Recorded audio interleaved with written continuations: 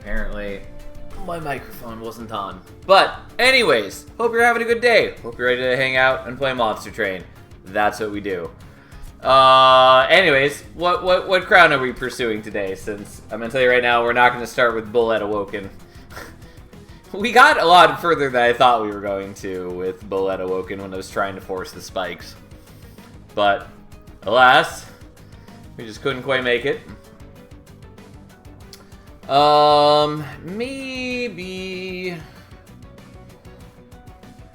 Maybe we do Rector and something. Maybe I do Primordium and Banished.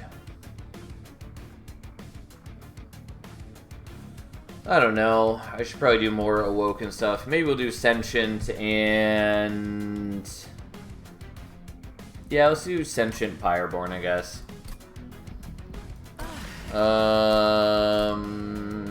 Okay, let's see what happens. The one clan combo I've failed repeatedly, although mostly with Wilden 10. Animus of Speed is not great. Wildwood Sap and Golden Touch are fine. Time Father is whatever. Okay. That's an interesting start.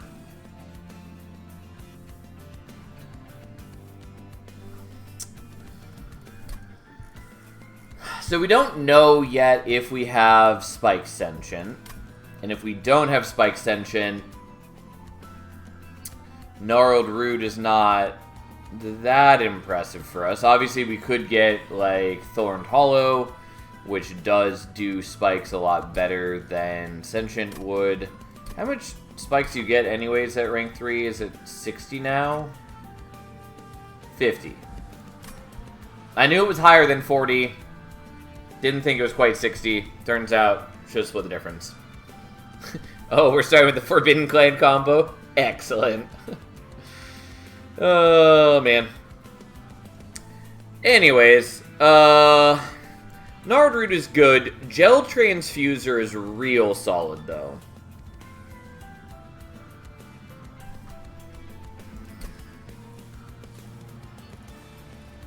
The only big problem with it is I obviously have to be doing things that are Pyrogel heavy for it to matter, but that's not terribly difficult. I'm gonna take that, I guess. Especially since we do have the Golden Touch. So, there are a number of things in the minor pool that help with Pyrogel. And so, like, if we just hit Flaming Talons, for instance, or like Flaming Talons and the Bellows, then we'll be building up a decent amount of Pyrogel, and having it spread from one unit to another is pretty good. So, Cultivating is not great with Animus of Speed, but it's fine in general. And it would... like, it's not bad. I think we're still gonna take Bristling, though. Yeah, I guess so. We'll see what happens. Sentient is almost certainly not going to be a major part of our game plan, but you know, we'll use her, I guess, as much as we can. And we have the invasion sorted no matter what.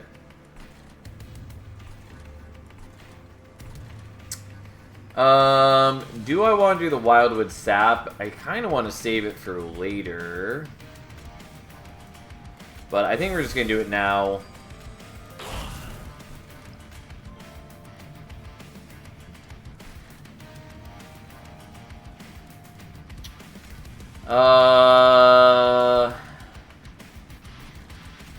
Yeah, I guess I'll just do it like that and take a 1 damage.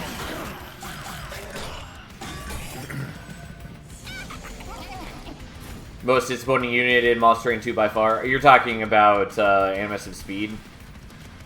It's definitely not good, and it is competing with a lot of great units. Also, I should have used Time Father there, I think, to hold on to the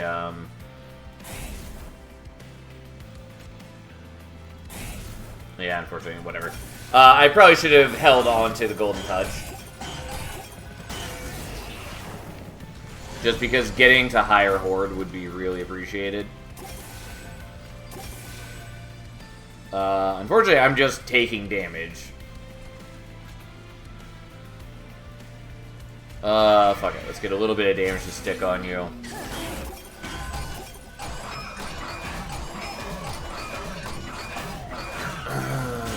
Hello, Glacier. How you doing?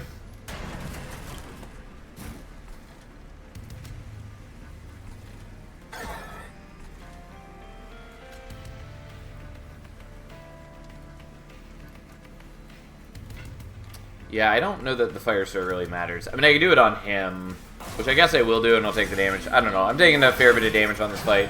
I do wish that I had done different things with the Golden Touch.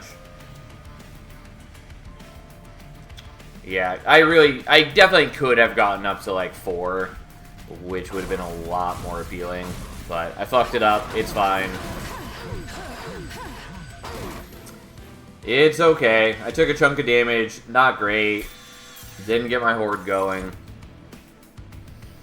Well, there's the Sharpen if we had wanted to go the Gnarled Root, I think is what it's called. Yeah, because the other one's Petrified Crucible. Anyways, if we had taken Gnarled Root, Sharpen would be pretty decent, because it would be 5 spikes and effectively 9 attack. Do you take Pyrogel damage when taking spike damage? Are you saying, is the damage from spikes enhanced by Pyrogel? Yes. Pyrogel affects any damage, be it from direct attacks, or spikes, or like Frostbite, or Decay, yada yada yada. Even affects Jack Strips, the thing that damages them when they ascend. I might take another Wildwood Sap. Kinda want the Sharpen, though. I think Sharpen is generally not great, but it would be vaguely helpful. Nonetheless, we're going to take the Wildwood Sap. Lava Armor's okay. Make It Rain is very good if I can use it.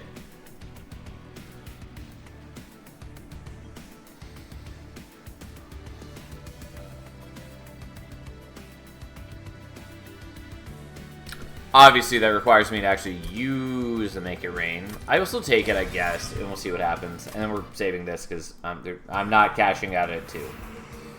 So,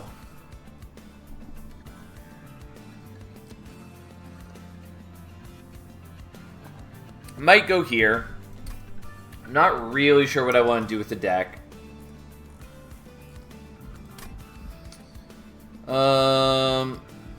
I really need to replace this mouse because the scroll wheel is starting to get inconsistent.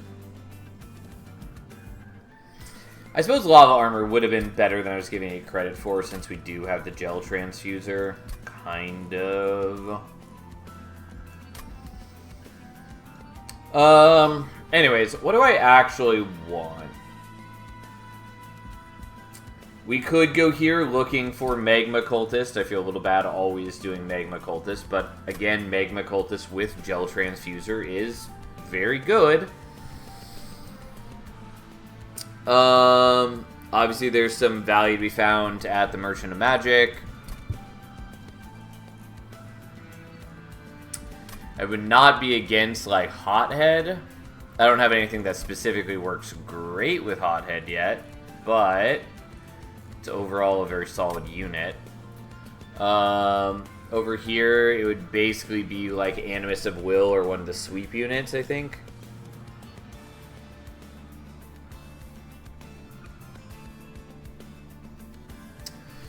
Let's go here, I guess, see what happens.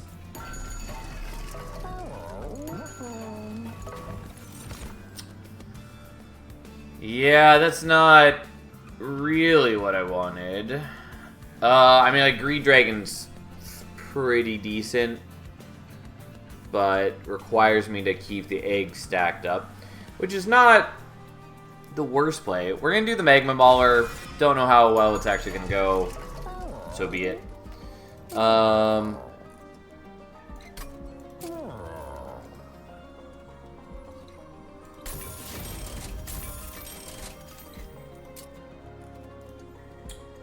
Honestly, willing to do that.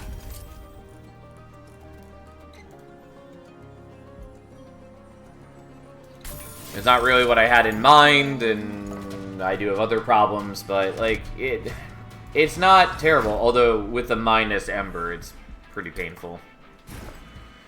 But that's fine. So we're going to set up like this, I think.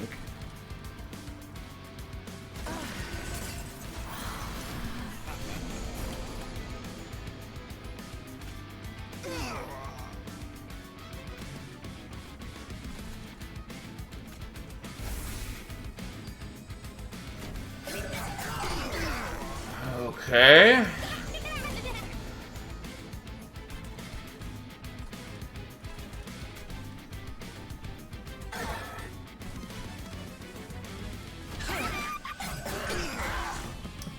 Well, at least we're getting a little bit of Pyrogel spread around. Although you're going to hit the Pyre at this rate. Which sucks, but I think we're just going to let it happen.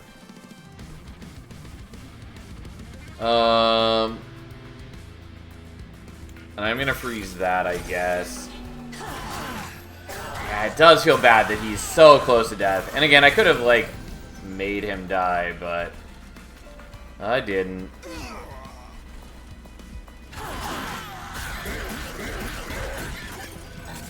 Okay, you have a fair bit of Pyrogel on you. Now, I guess that's worth doing, kind of. Maybe would have been better just do, like, the Wildwood Sap. Okay, that's a kill. I take one more Vengeful Shard damage. That's fine-ish. I am low-ish on HP. I've been taking a lot recently, but one Spike Wall beats into another, and we come out on top. I will take the Razor Sharp Edge here.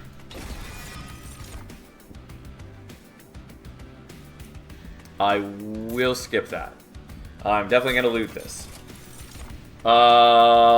Ooh. So I kind of want the coffers here. I really like Hellfire Bellows, though.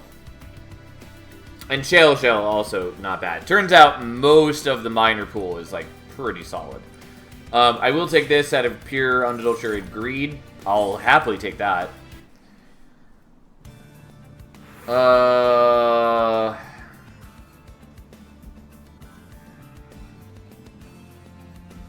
So, like, I want to go here, but I also don't hate the healing, especially since we are up against Pyre Hunter.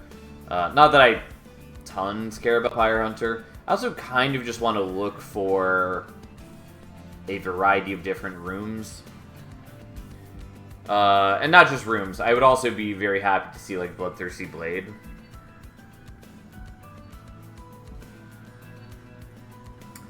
Weirdly, I'm gonna go here. It's pretty rare that I would do that. But yeah, there's the Bloodthirsty Blade, which I'm pretty happy with. Do I want Overgrowth Carapace to combine it with? I think no.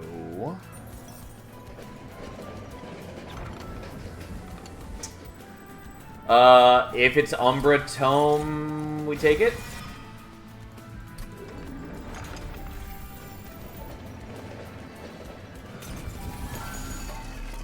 So at the very least we're going to make this deployable, I think, though I should reroll if I'm going to reroll.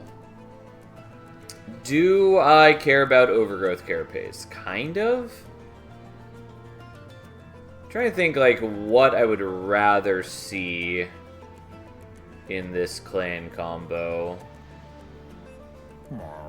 I mean, like, it really depends on what unit I get to pair this with. And at the moment, there's not a ton of other equipment I'd super care about. The only clan... Oh, I guess there's Mind Cage. If I end up with, like, a Hothead. Alright, let's see if we get Mind Cage. We didn't. So Steel Dagger is not bad, too. Specifically, it would be useful if we get a sweep unit, which is very possible. But it would not have enough to, like, make deployable and combine and buy it. So I'm just going to buy that, and if we really want quick, we'll get it in some manner or another. We'll figure it out. Also of note, the Bloodthirsty Blade is at odds with the holdover Golden Touch, but that's whatever, fine.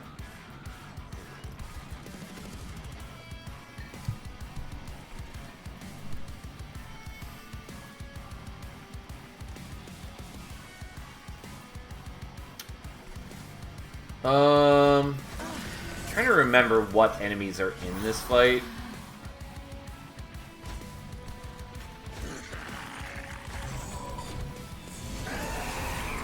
Okay.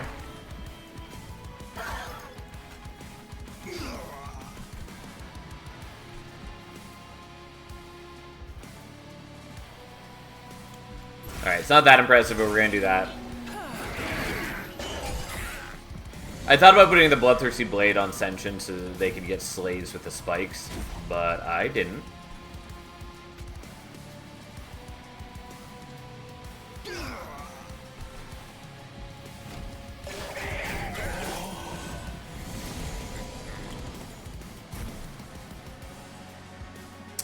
Okay, so you're getting the kill here. Great.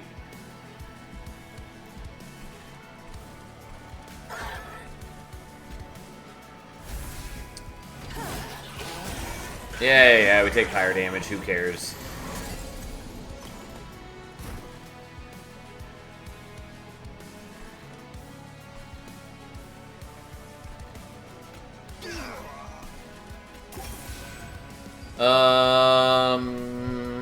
Oh, we're not getting the kill on you if I do it this way. I mean, like, we're still killing him, it's just we're not getting the kill with the Animus. But I can do that, in which case we do. Which is sort of greedy, oh well.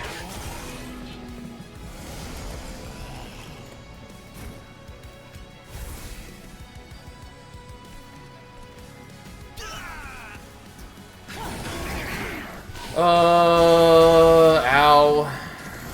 Life is pain.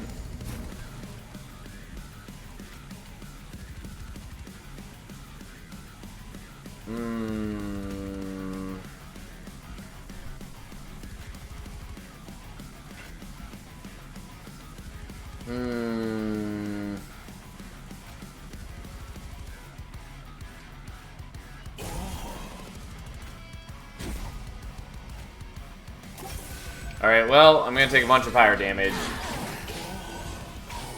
Yeah, like, a lot of fire damage.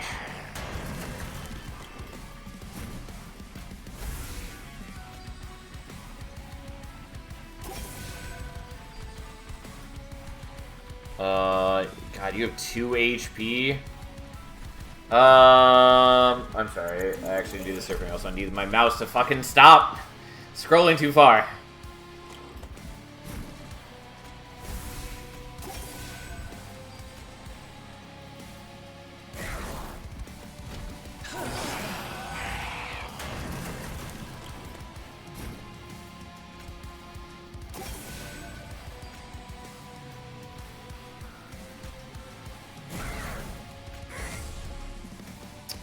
Yeah, that's not gonna work.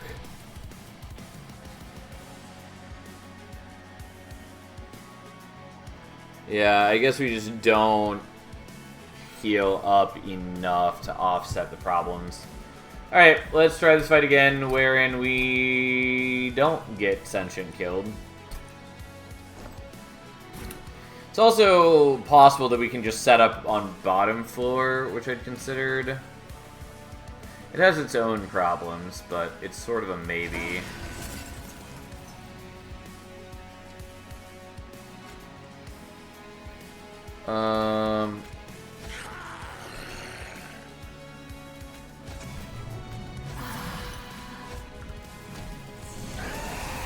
I think mostly I just need to forego the Golden Touch focus.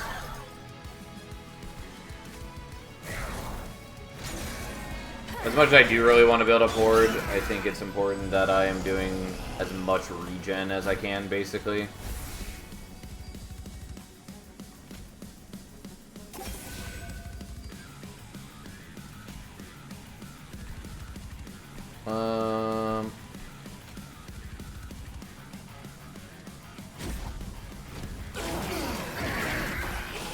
Yeah, I took a lot of damage there.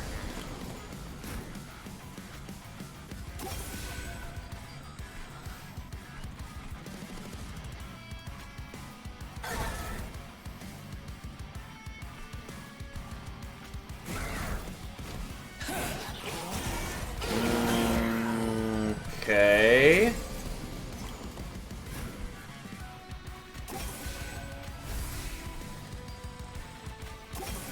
Unfortunately, you're still taking a lot of damage, and you don't have a lot of time to heal, but... Like, you do have a lot of regen, it's just, he also does a lot of damage per round, and that's a problem. And at this rate, you're dying, there's nothing I can really do about that.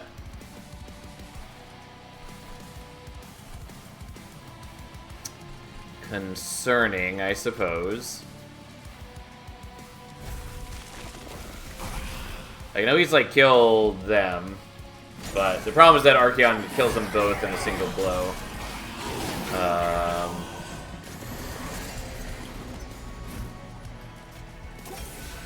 Yeah, that's even worse.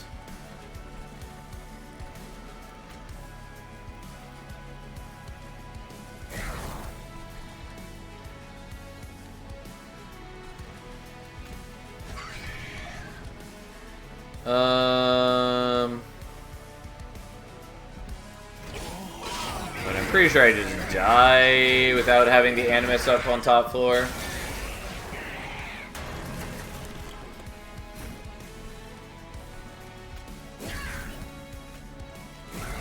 If I could heal my Pyre, I could do it, but I can't.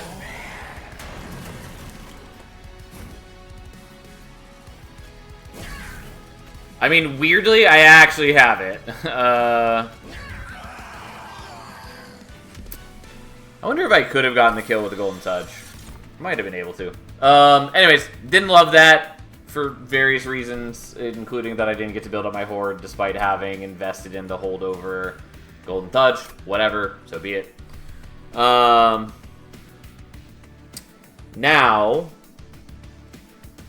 we have choices.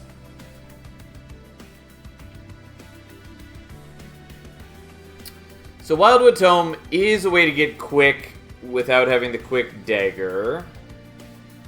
I don't know how much that's going to matter. I think we just want to unleash the Wildwood, even though healing is bad. We're definitely taking the Hothead here. And we're going to take the Ember.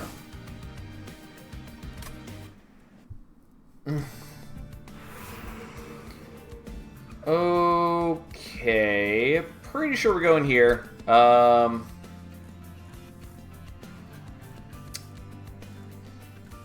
Yeah, mostly that doesn't matter a ton to me. Unfortunately, what I really want is Mind Cage or Tome of Contracts.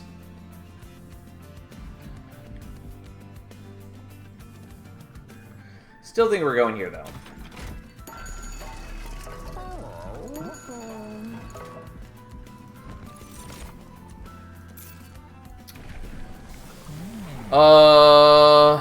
Yeah, we'll take Bristling. Hothead almost as good as Test Subject Alpha. I mean, Hothead's very good. I do think people kind of overrate both Hothead and Test Subject Alpha, but they are very good units. They're just not, like, universally applicable to your needs.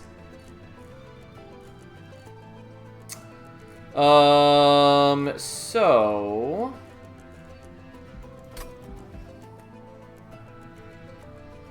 do I care about, like, the spell chain? I think the answer is no, kind of. I think I'd rather reroll looking for intrinsic. We could also do a holdover. Hothead plus Savagery Pyre is awesome. Yeah, it is, but unless you are like, if you were doing random Pyre, which I think most people who are going to be, like, playing this game long-term at Covenant 10 are going to be doing, that's not reliable. Like, there's a lot of times you're going to end up with Hothead and you're not going to have the inbuilt scaling of Savagery Pyre, and there's a lot of times you're going to end up with Savagery Pyre and you're not going to have units who can really utilize it. And the lower HP of Savagery Pyre is, like, a pretty meaningful detriment. It's a little weird because, like, so many units in this game are already, so many enemies, I should say, are already kind of a death sentence if they get to your Pyre, so in some ways, the lower HP of Savagery Pyre doesn't matter too much compared to others, but it does have an effect.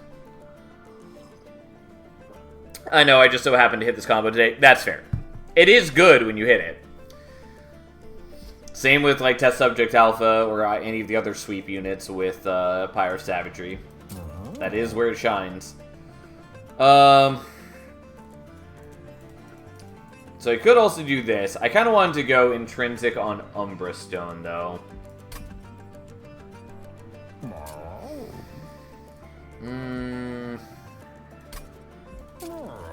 I think a holdover Unleash the Wild is too good to pass up, though. Or at least too much suits my needs. Oh god, why is it you? At least I have some regen, so I can offset his awfulness.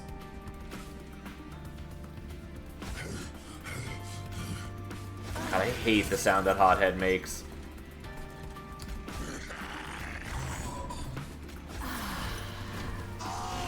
Hey, Salamander, good luck with the run today. Thank you. I'm happy to hear that. I hope your day is going well, friend. I really need to get your attack up, and more specifically, I really badly want to get... what am I trying to say? I really want to get cooldown reduction on you.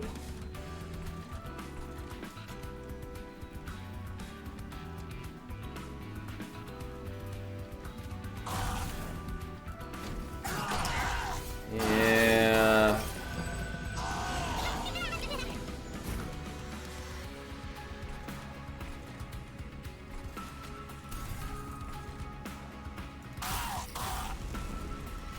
Alright, well, we're building up at least a little bit, even though the struggle is long and difficult.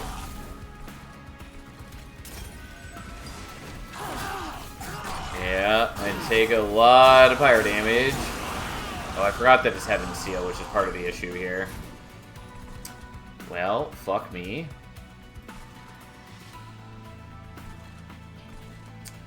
Yeah, I kind of forgot that it was Heaven's Seal, in which case I probably need to not be setting up on bottom floor. Like, yes, these guys are harder to kill on higher floors, but on the other hand, it at least gives me some semblance of a chance to kill them. Because otherwise they're just wrecking my shit real hard.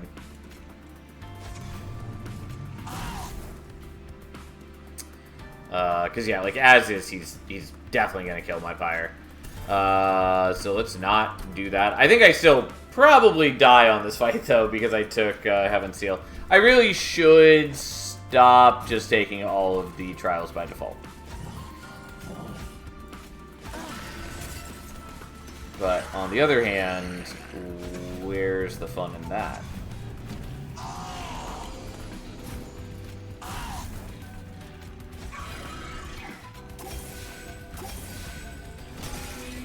Okay. At least we can maybe get some Pyre Gel on him before he ascends, and I can do some other things. And see what we can do.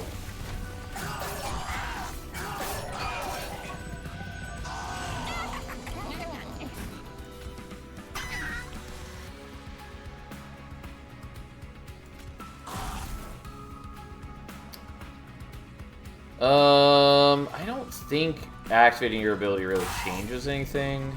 Yeah, because you're still healing to full no matter what.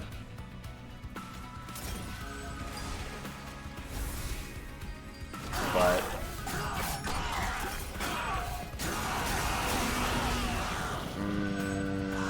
If only I could generate a little bit more Pyre Gel. Yeah, if I had held your ability to this turn, it probably would have been worth it. Because I could have done some damage with the Make It Rain. Should be another 20 damage.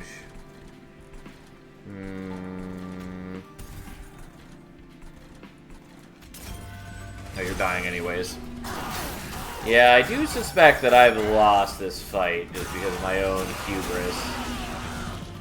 Because, like, yeah, the Bloodthirsty Blade is going to be good eventually. But we are not there yet.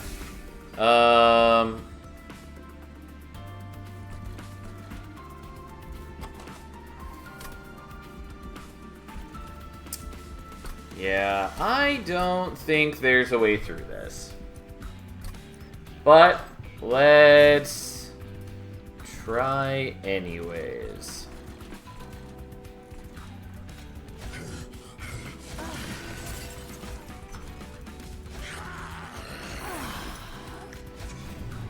If I'm on bottom floor, I just need to survive a small bit extra.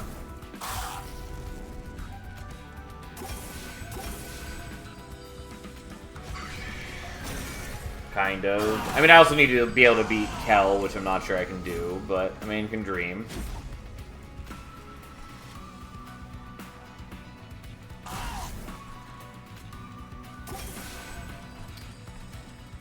Well.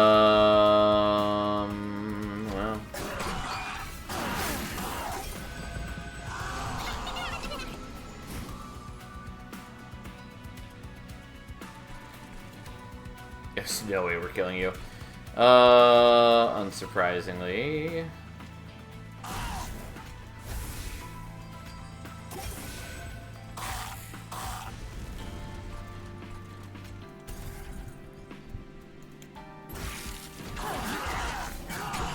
Yeah, the problem is I just need to be able to kill, like, one of these guys before they make it to the pyre. And unfortunately, that is difficult. Oh, you don't have the Pyre Gel on you yet because the Meg Muller isn't on mid-floor now, which makes this a lot less impressive.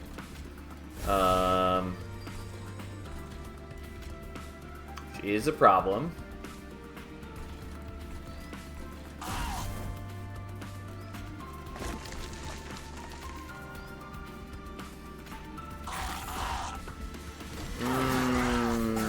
Yeah, I think I just lose on this fight because of Heaven's Seal.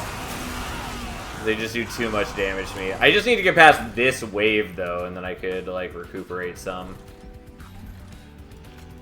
But there is no way that's happening. Alright, yeah, we'll let it die. I've done it to myself once again. No surprise.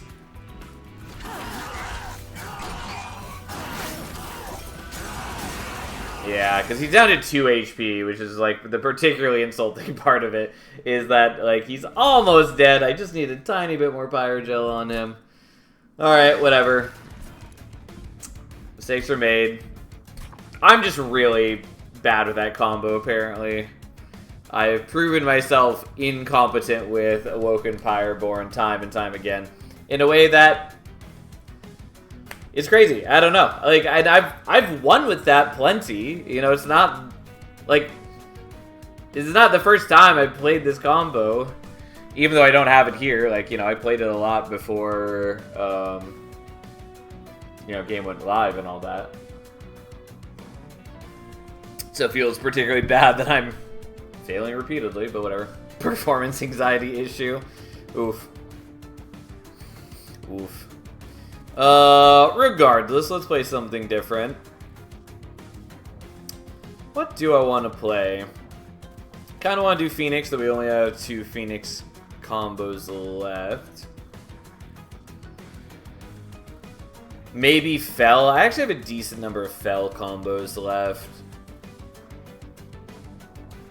I've got 4 of them. Sure, let's do Fel and Hellhorn.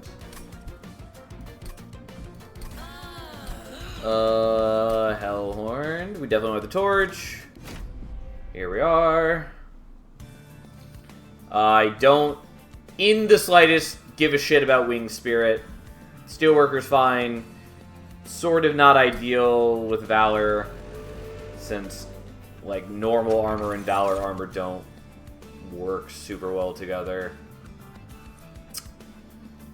We're probably not doing Burning Feather. There is a chance that we end up doing Imps, but that's unlikely. I guess I'll do Ancient Pinion, although I don't know if we're actually going to use it. Well, we probably are now. I was sort of leaning towards doing Vanguardian if it showed up, for a multitude of reasons. It would be pretty good with, like, the Divinity, and Hellhorn in general can benefit pretty heavily from Vanguardian, since it buffs the whole floor. And that works pretty decently with Hellhorn having additional ways to overstack the floor, and having, like, Horned Warrior, which has a built-in multi-strike. But it wasn't offered. So we're probably just taking Unchained. Alternatively, we could take Savior, which does take care of Savagery Sweepers, which is, you know, rather helpful. But we're probably just going to do Unchained, especially when I've already got the Shift artifact. It does mean that we need to actually build into Banished units, since that's the only way we get Angels, which is what this works with. Also, unfortunately, Fel herself is not an Angel, so this currently does nothing. But here we go. Alright. We'll just do it that way so we can get rid of both of them. God, I still hate that we have a Winged Spirit. It's just so bad. I kind of want to do the Divinity, but I think we just want to shift as much as we can, so that's what we're going to do.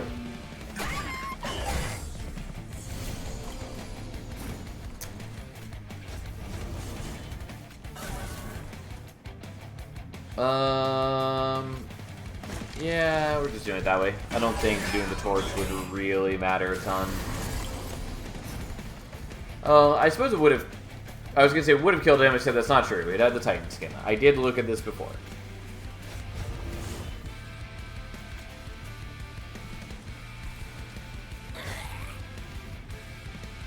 Alright, we're only going to take one hit from you now, which I guess is fine. I probably should have played out at least one of the divinities, but I didn't. May as well activate this now because there's no downside to doing so.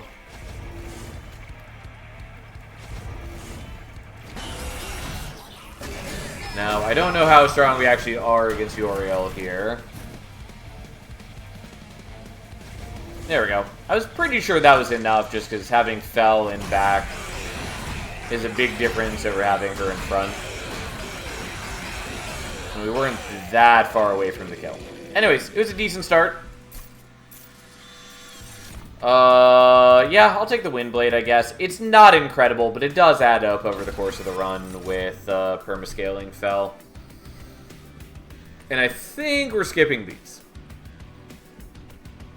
I mean, the vent's okay. Actually, might be worth taking vent. Yeah, I'll take it. It's not a favorite card, but there are enough battles that it can make a big difference in. I think we're going here so we can get the Banished banner. I would like to go here for a variety of reasons, even if just to get, like, plus 10 on the vent, or getting, like, Intrinsic and -2 on Divinity, or -2 in Double Stack. All of those are pretty decent, but we're doing this. Unchained, my favorite, though I come to appreciate Savior a lot more now. Yeah, so I like Unchained, and Unchained is strong. I very much think people tunnel vision Unchained way too hard. Like, in particular, I see people mostly ragging on Vanguardian, the revenge one.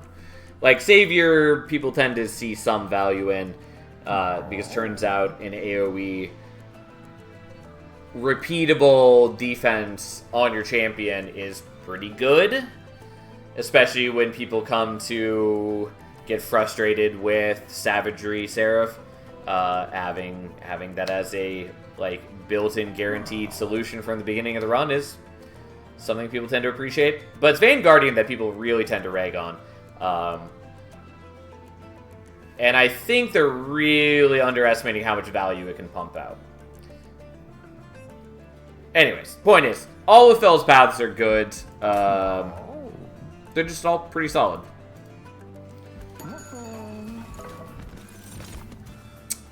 Okay.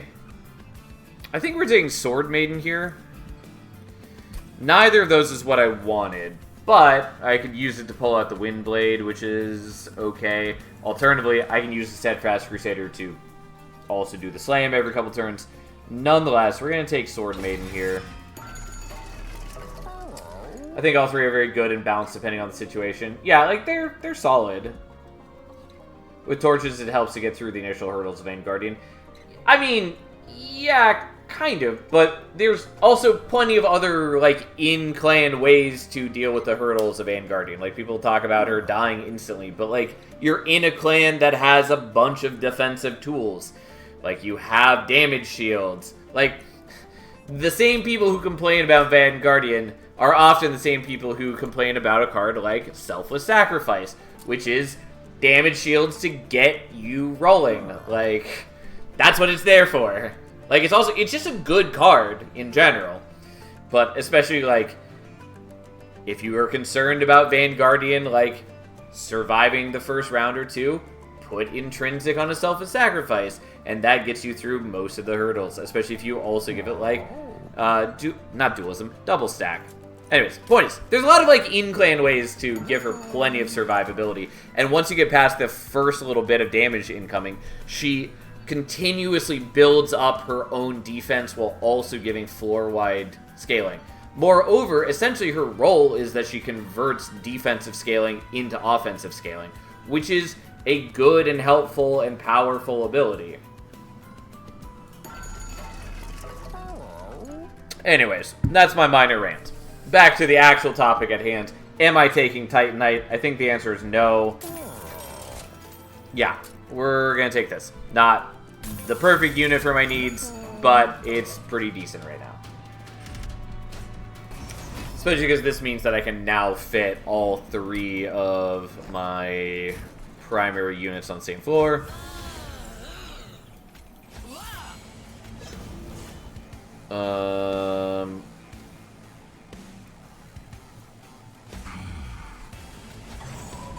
Here we go.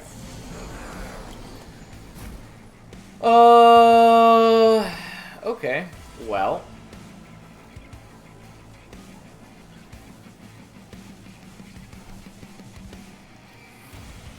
Yeah, I guess we want you to end up in front because of the Valor.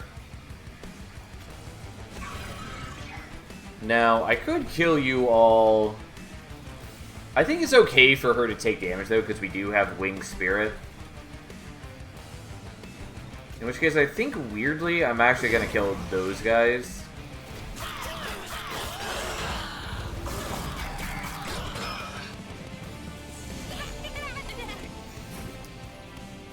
Okay.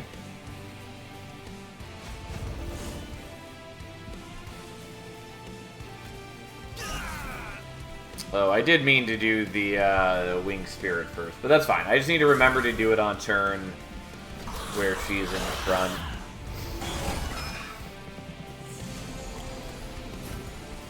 I do feel bad that I'm not using the divinities, but it's so helpful for me to be doing other things. Alright, we're doing this now while I remember. And, like, yes, Fel is technically hurt too, but she only would have healed 3, and, like, who cares? We'll get rid of that. Even though it would have been nice to get rid of the Scourge guy. At least the Scourge they give at, you know, this ring is not very painful.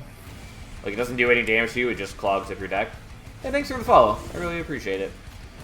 We'll get rid of that. We'll get rid of that one, because that's more important to me. And then top floor, we should be totally okay. Again, unfortunately, the Steelworker doesn't tons matter. It does still contribute, because it gives armor to the backliners. It just, mostly that doesn't matter a ton to me.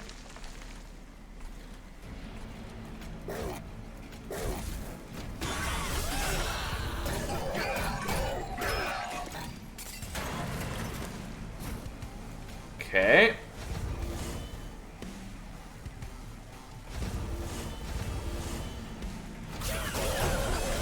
And thus, we triumph.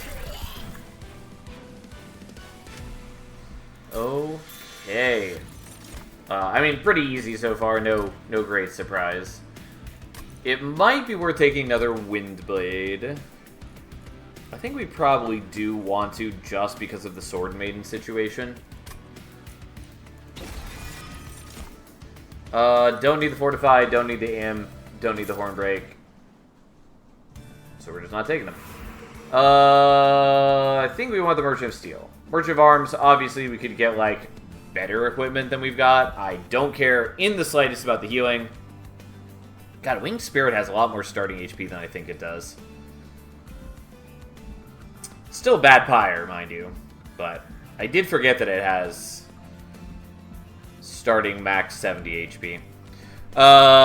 Anyways. I think we're going here. Mostly we're looking for multi-strike. I'd also be okay with dualism. I do wish it were a banished unit here, but that's fine. Yeah, we don't get a dupe for a while. No, there's one right here. Am I crazy?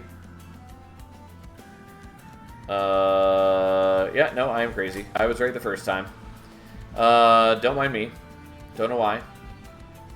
Yeah, the first dupe we get is all the way up here. Yeah, there's only 2 available to us at this point, which is not incredibly helpful. I'm still gonna do it. Let's find out.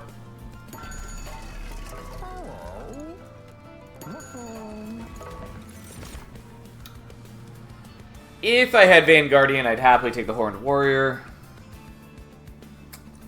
I'm not going to take those. I don't want Quick. I don't want Large Stone. I mean, the Large Stone's sort of okay, because we can just do that, but I mostly don't care.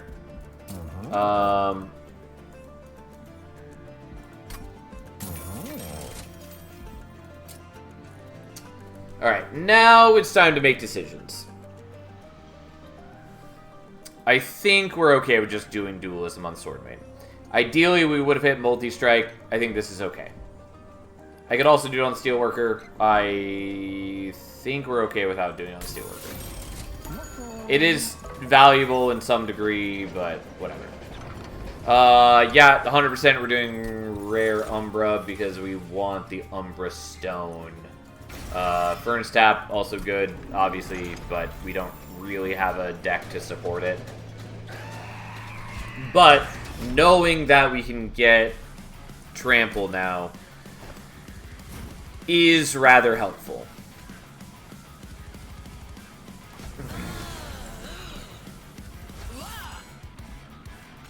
I suppose I should have you up front just in case we happen to not draw a shift on turn 1. Although if that was my concern, I should have just not put her in front.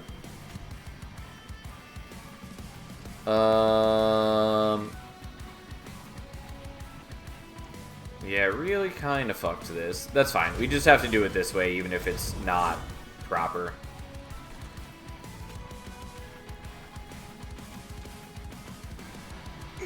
Whatever, fine. Less pressure on multi-strike exit. I also forgot that this is knockback Archeon. How kind of him. It actually works out rather nicely because it means that she gets the armor from the Valor. While also giving us an extra shift. Well, so be it.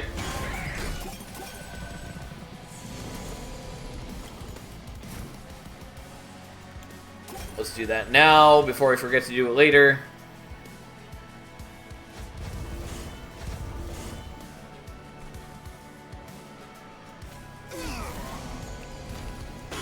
You playing that? Right?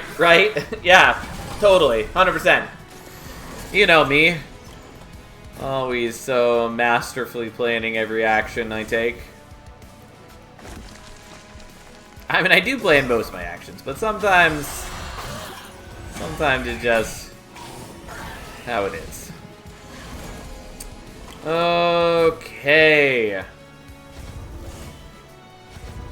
Okay, we are going to lose some armor. I'm not wildly concerned about that. And we get a little bit of damage on Archeon because of that, because we get to trample over them. I'm sad that I'm not playing the Divinity ever, but it's just because it's so much more important for me to be doing the shift whenever I can. To that end, I maybe should have removed a card or two before now, just for the extra, you know, shift possibility, basically. But overall, we're doing okay. Surprisingly, we didn't get any shift this turn. Luckily, that doesn't ruin us. Our dudes are fairly strong for this stage of the game.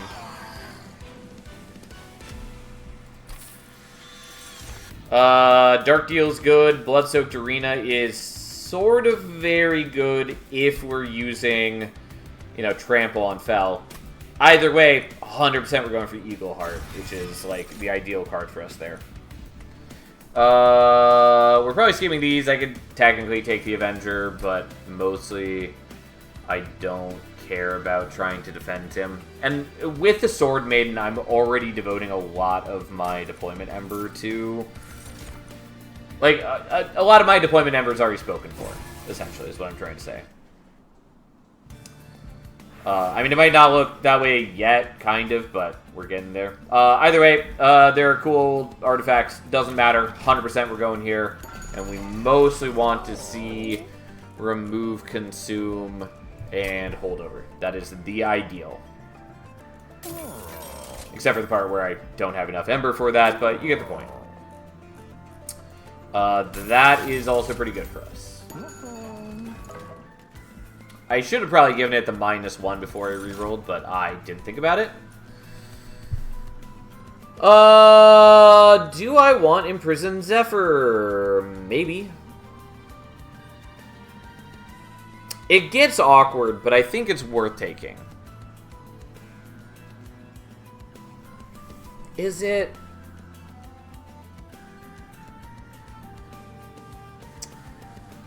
You know, I don't know that it is worth taking.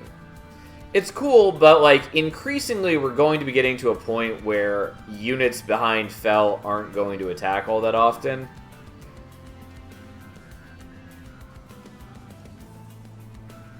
And I kind of would like to have better control over where my Valor ends up. Not my Valor, but my Valor armor. So we'll skip it. Yeah, 100% we're going to Unchained 2 here. Because we are. And then we're going to get rid of... I guess a Spear Steward. I almost did a Torch. Oh, and I will do this, I guess, even though oftentimes I would skip on that. But here we are. Once again, we're taking Heaven's Seal, but this time we should be able to handle it. We are in much better shape than we were last time.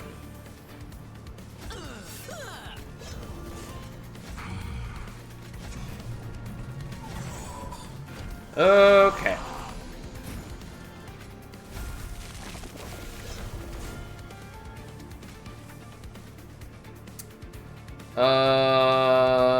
Yeah, if we had Time Fathers, I would use that, but I don't, so we're not going to. I don't want to use the Eagle Heart right now. It's technically still valuable because it gives me the shift and it gives some Valor, but it's not super helpful. Like, whatever. We kill those. It doesn't matter. Not a ton. Enemies heal up to full. Well, sadly not getting rid of the calcified ember, because I do really want to do this. But, so be it. It's just that, with Unchained Fell, it's so important that we shift as much as we can, basically.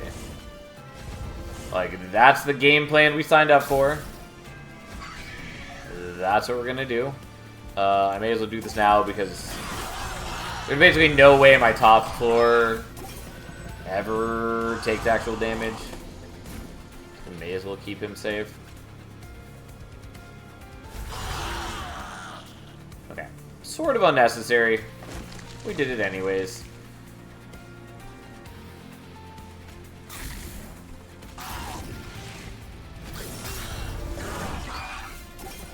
Okay, and here's Kel, the Great, the Terrible. I mean, we're in good shape to handle him, but... Hello, how you doing, Elm? Do I care about the divinity, or do I just want to prevent 1 damage? Just for good measure, we're gonna do this. I'm pretty confident we're fine without it. How goes it? It goes okay, other than, you know, dying a horrible death. As we may or may not have done before this. Alright, I will forgo 1 shift to get rid of that. Just because I gotta get rid of them at some point, kind of. Okay. We do that so we get the shifts. There we are. And then we beat Kel to death with great... I don't even know. Don't even have words for how much I hate Kel. He's the worst boss in the game. Demonize is fine. It has uses. Pretty confident we want Benediction. What's your favorite clan combination? There's a lot of good and fun ones.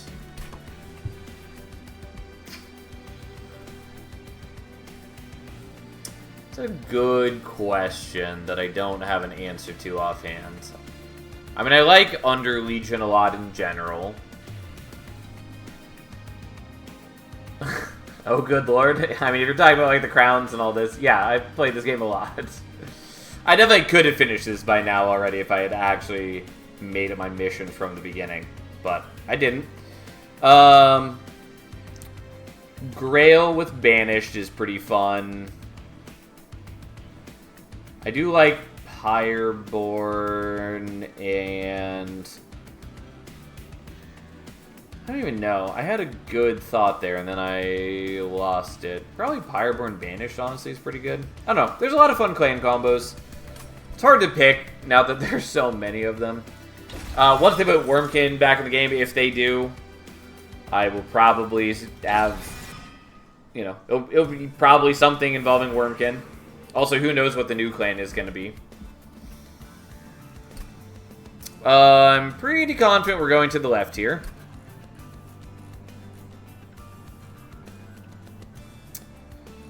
I have watered down my deck a little bit, so we are a little less good at the whole shifting, but that's fine.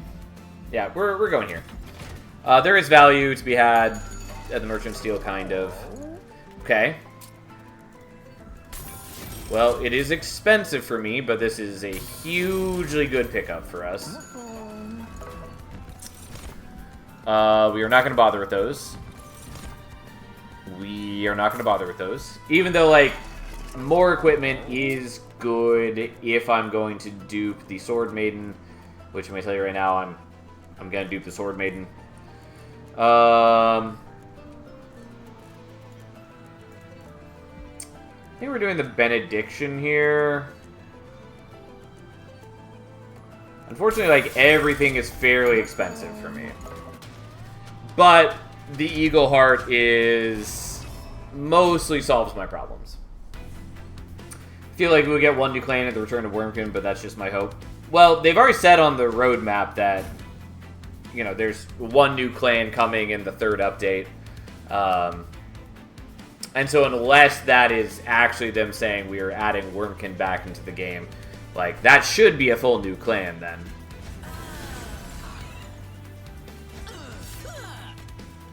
And then, yeah, I would be surprised if Wormkin doesn't ever come back. But who knows? They haven't said anything officially on that matter.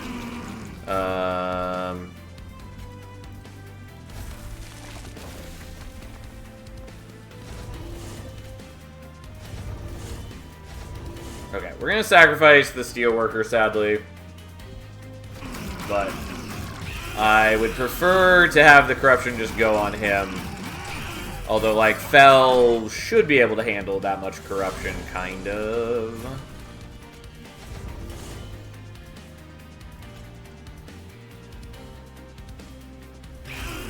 Yeah.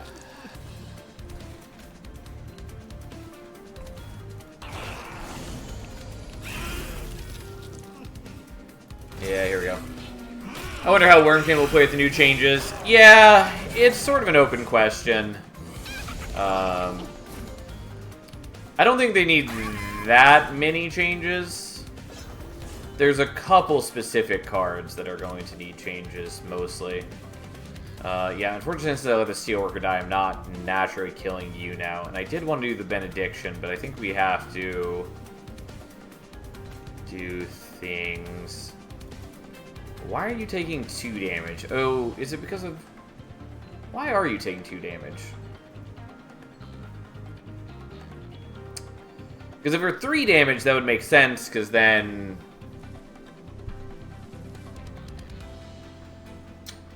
Because that would be proccing the Reanimate.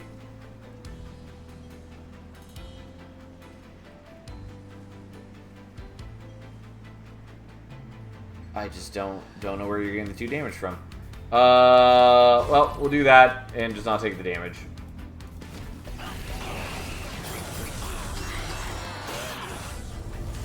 Because, like, that's what I was expecting to do as far as damage. And so I don't know where the 2 is coming from. Whatever. It's going to drive me crazy. I don't know.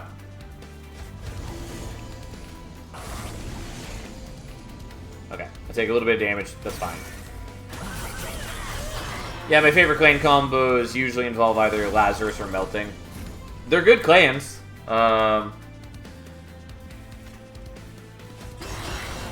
Remnant was definitely my favorite before Wormkin was added to Monster Train 1. And I still like them quite a bit.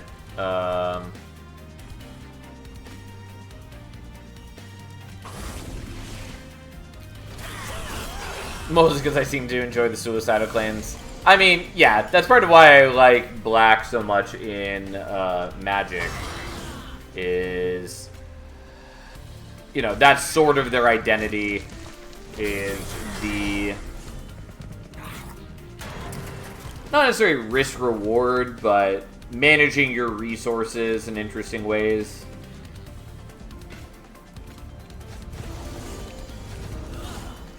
Like being willing to sacrifice units and all that to achieve your dex needs, yada yada yada. Anyways.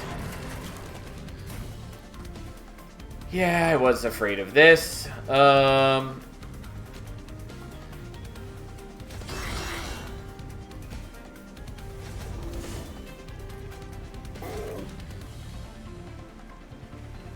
Yeah, and the problem... I suppose we can heal Fel first, and that technically is a little bit more health. I don't think it matters. I think we're just not well suited to being on top floor here. Yeah. Okay, let's retry that battle where we're not on top floor, or we don't let the Steelworker die. Because turns out maybe that's too much of a problem. Because unfortunately, like, I have decent offense. I don't have, like, incredible offense, and nor do I have incredible defense.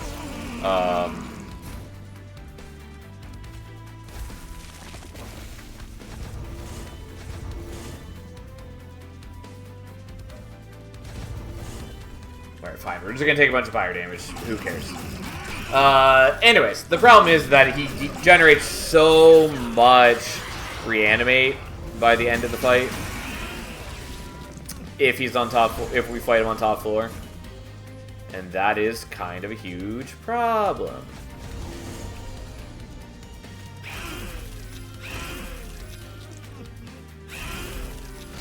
And yes, I am taking a bunch of damage this way. Although I probably should have used Wing Spirit.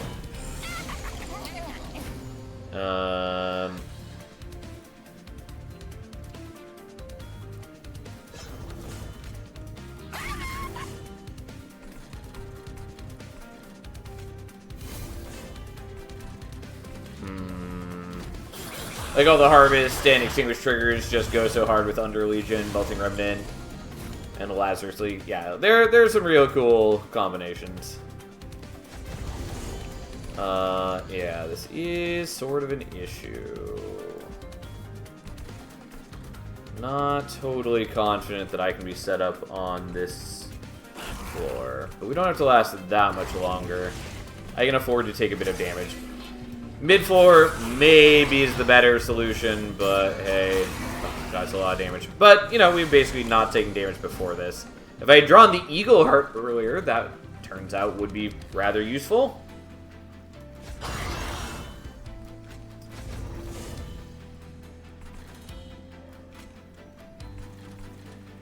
Unfortunately, that doesn't proc his Reanimate. If it did one more damage, I could have, but it doesn't. Okay. Unsurprisingly, that's a kill. Like, turns out when he has dramatically less Reanimate, it's not an issue. Because I do burn through it pretty quick. Also, when I don't have the Corruption ticking down on me, that certainly helps too. But yeah, having, you know, 12 less attacks that we need to do on him makes a big difference. I did take a lot of damage. Oh well, these things happen. Technically, there's value in taking the Demonize, in that you can use it to bully Savagery in the Titan fight. You can also use it to speed up Dominion. It's also potentially decent in the Seraph fight, but it is also just fairly expensive, and I've already got a lot of other things I'm spending my Ember on. So we're going to skip. One Horn's Tome is sort of okay, given that I'm never actually taking unblocked damage, basically. But we're going to skip it. I'm going to go here. Although I kind of want to go for the Merchant of Arms, but we're going to go here nonetheless. Yeah, we definitely want that. And I might want Ancient Pyre Tab. Wing Steel is sort of good, but it is less impressive for us now.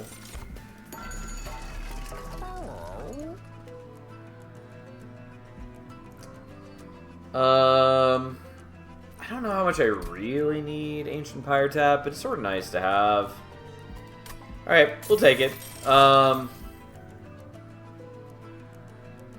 I will take that even though it bankrupts me, and I should probably just spend that on removals instead.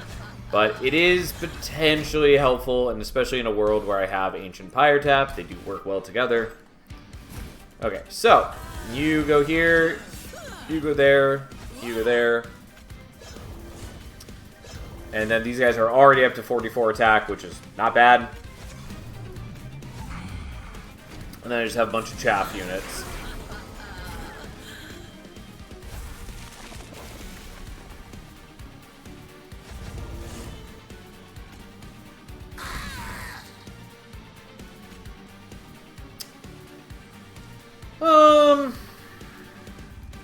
I'm not going to play the Benediction yet.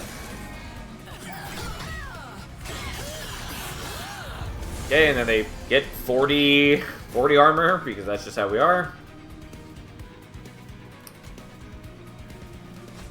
Yeah, but then you die if I move you up front. Yeah,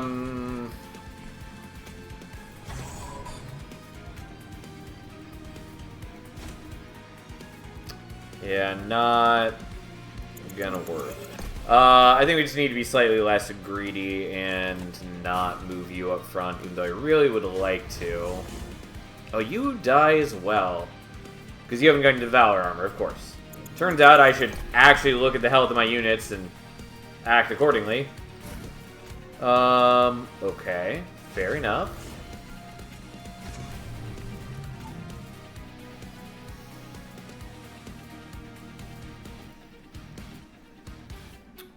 Okay, so how much are we currently doing? You're doing 180 and you're doing 53, and so that is how much? That's 233. So we are very close to you guys killing. Yeah, and then we get the kill there. Okay. I'm gonna do that right now, even though it barely matters. I suppose I should have waited in case he took a hit from Kale. Again, my carrying is fairly low. Yeah, I'm going to do that. We take 3 damage, but fine. I would very much like to hit the Eagle Heart. There it is.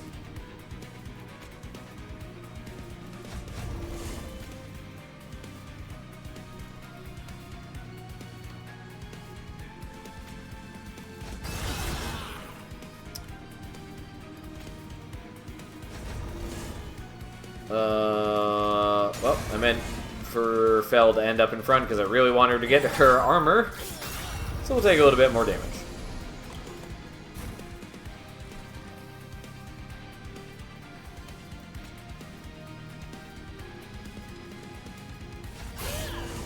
Yeah, except you're going to die that way.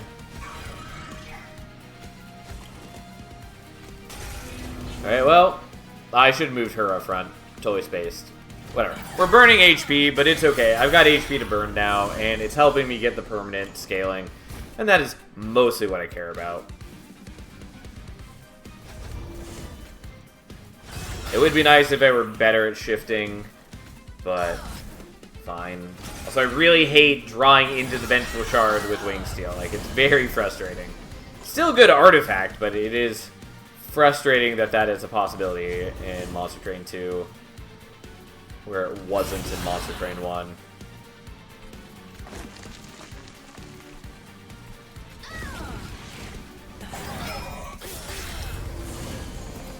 It would be nice if Fel had quick, but so be it.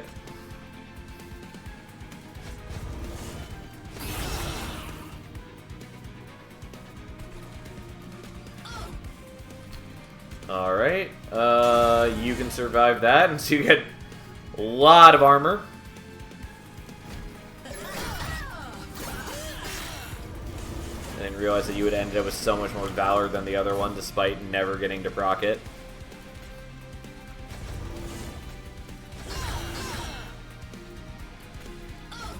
This is, again, why I said that Blood-Soaked Arena would have been pretty good with what we're doing. Because if Fel is just killing everything, like, the extra valor from the arena stacks up pretty quickly and powerfully. Speaking of, that's not bad, but also Tome of the Lost Path is very useful for us. I think we're just taking Tome of the Lost Path. Like, Blood-Soaked Arena is good, but we were going to get to a point where Fel is mostly taking care of all my needs. And we're definitely not there yet, but we're getting there. I really need to thin out my deck so that we can draw into, like, the Eagle Heart faster. But we're going to take this, and then we're going to make choices. I do want more Ember, but I think we want draw. Maybe. I do have a lot of expensive stuff is the problem. It's just that I really need to hit into the important stuff early. Technically, I have the Ancient Pyre Tap now. Whatever. We're taking Hell's Flame. It's fine. We'll make it work. I think we're going for the Merchant of Magic. Minus costing that further would be good. Getting Intrinsic on this would be good. Doing literally anything with Tiresome Climb is good.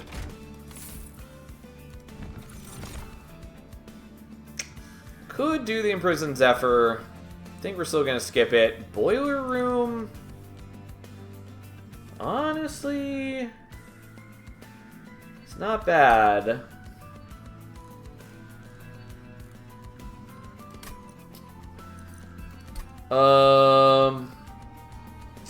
But I would really only care if we're going to the Merchant of Arms, and we're not going to go to the Merchant of Arms, I don't think. So we'll skip that. We are absolutely 100% going Unchained 3. Why would we not? Okay. So, hold over Tiresome Climb is an option. I think the clan that I find I can't quite figure out the synergy for is Pyreborn. They've got a lot of things that work well.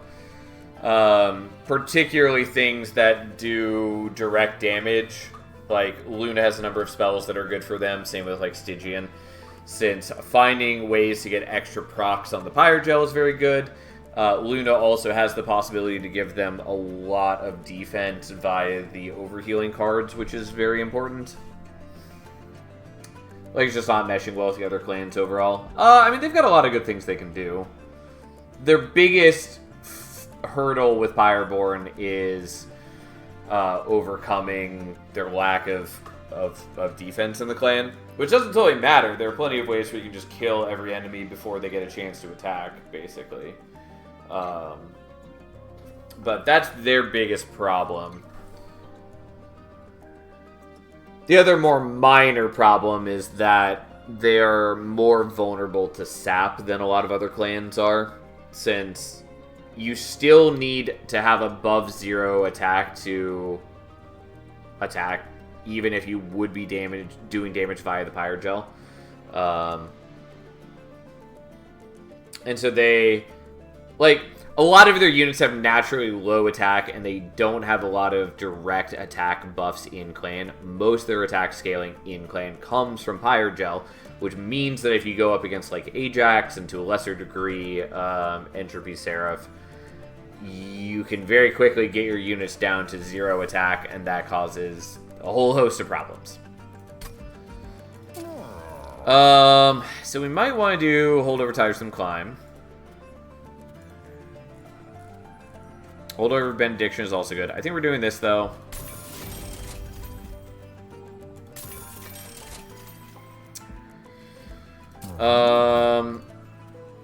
Well, that's good enough, and we're going to do Spell Chain on this, though I do want Intrinsic. I also want my mouse to stop causing me grief. Also, I should probably have paid to remove some cards, but here we are. Yeah, this is a concern.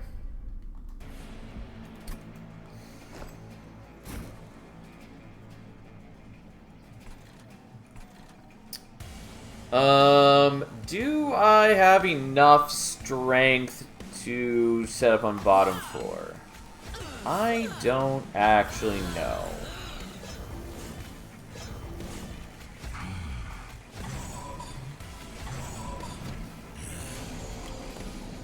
Well, if I draw that, that certainly helps.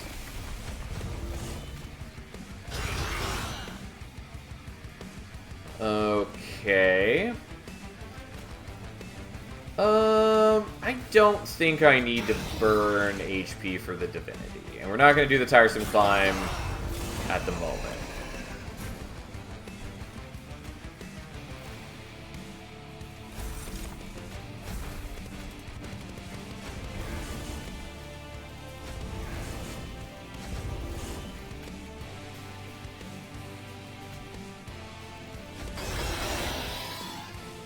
I'm willing to do that and burn 1 HP.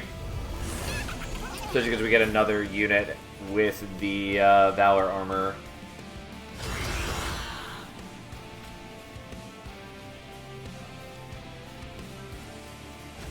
I only really need to be moving the Angels to get the benefit of everything. I don't need to be moving the backliners. And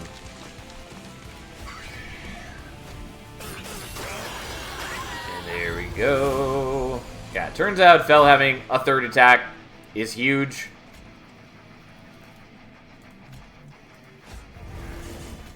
Also having just more shifts is great. And, you know, we kind of hit the critical mass where we are finally... where our efforts earlier have paid off.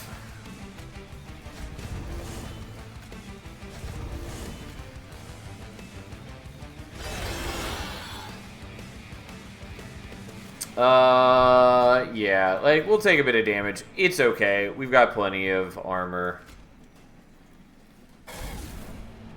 Could do the benediction. We're not going to. Okay.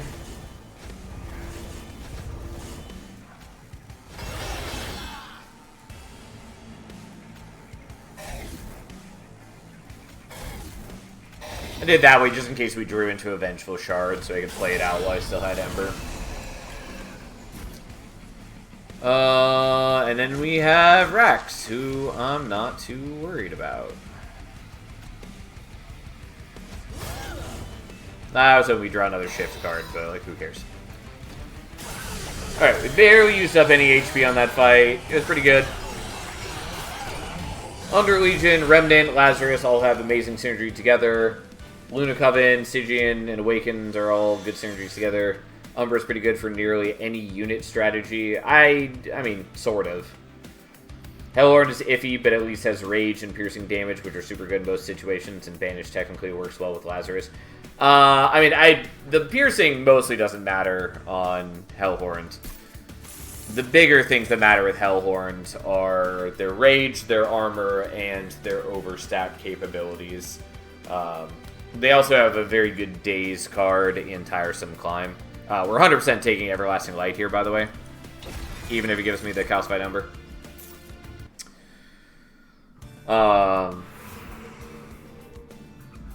But yeah, like, Pyreborn has a ton of great stuff. Like, don't get me wrong.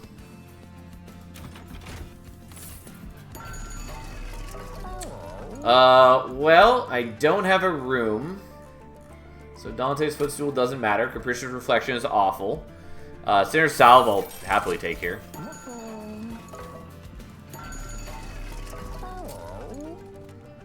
The multi-strike does not really matter to me.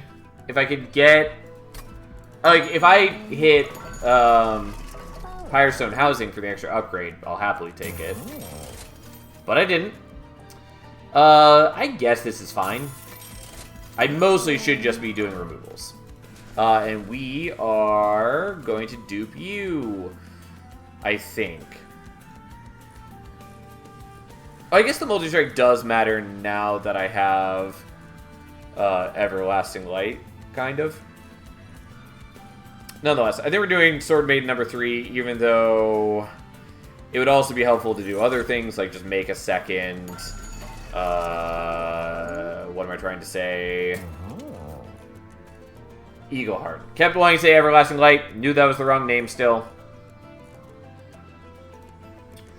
Okay, let's get rid of some chaff. Because boy, do I have a lot of chaff that I would like to get rid of. I've removed, like, no cards this entire time.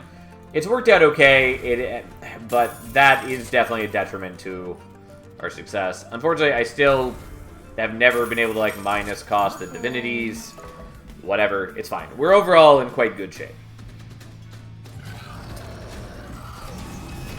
The only true synergy is the gold build with Lady Gilda and using Remnant as secondary clan. Not really. Like, you know, Pyrojo works with any source of damage. You know, they have... Pyreborn just has a lot of good stuff in general.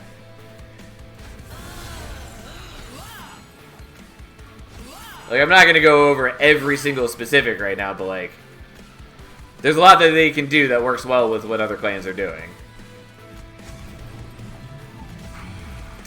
Alright, so we're not playing out this Steward because I want to play out all of these. Technically, the right play is to do Everlasting Light on Fel. We do miss out on a bit of the extra shift, but I think that's fine. Also, I do appreciate these guys all having 51 Valor at the beginning. The problem is that I need one of my... Yeah, okay. So I was gonna say, we either need to hit Tiresome Climb or we need Eagle Heart, like, now.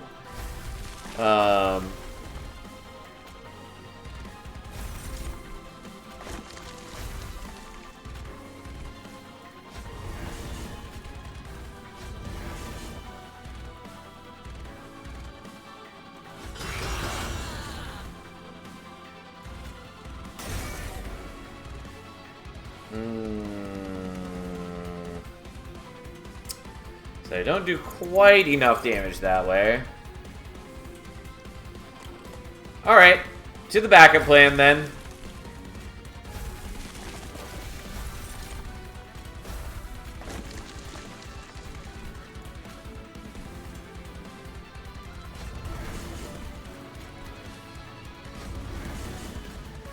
Oh, I did do this slightly wrong. Bear with me.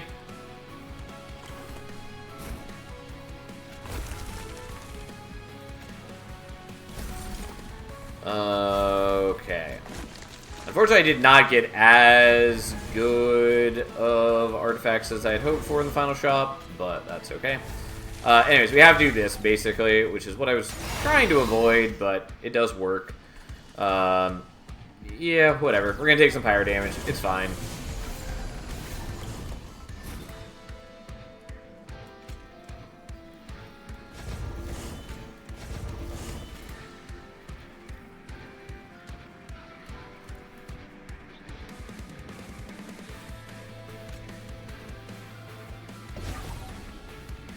Oh, I did get the Benediction, which was the other solution to this problem. Well, fine. Oh, yeah, we're taking a lot of damage from you. Because I didn't do the Tiresome Climb on you like I'd originally planned. Not happy with this turn of events, but fine.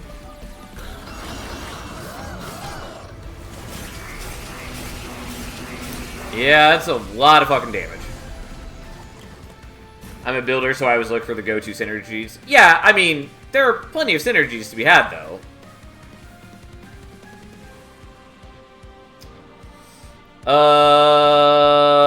Okay, we basically have to do that, which is fine. Fortunately, Fel is just not quite strong enough at the beginning here, but that's okay. It's okay. I did take so much damage, though, which I had been hoping to avoid. I really should have just set up on, like, mid-floor, and that would have given me enough time to build up. But I didn't.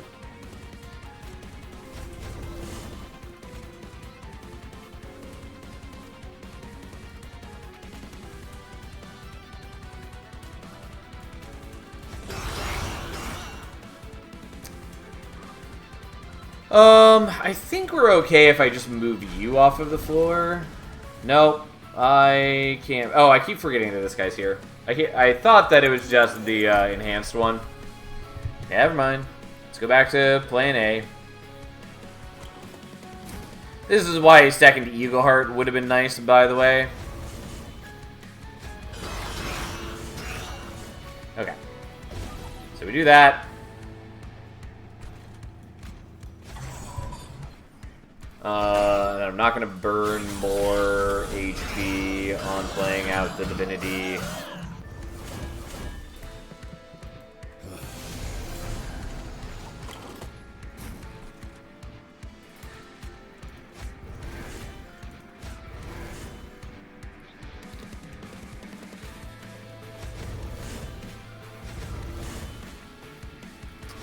Also, would have been really nice to get quick on Fel, but I never did do that. But hey, it's fine. Like, again, I should not have set up on bottom floor. It did cost me a ton of HP, but other than that, we should be okay. Sadly...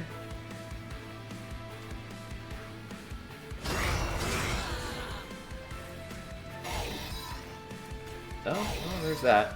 I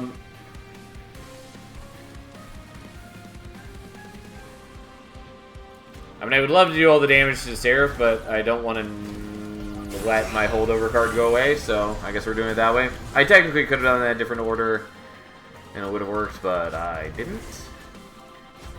And so be it.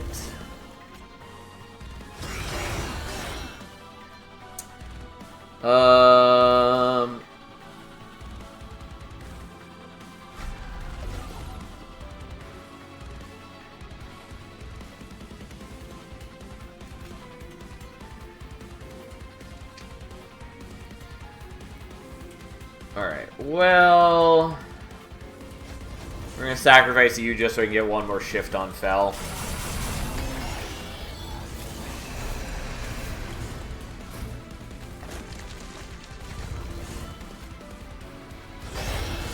Yeah, show him who's boss, Fel.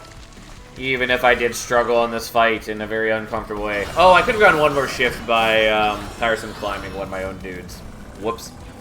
That's fine. It's a minor misplay, but not a big deal. The bigger deal was that I let myself take like 40 damage on that fight.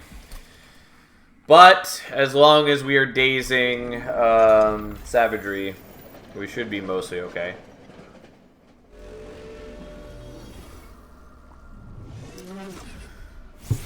Alright.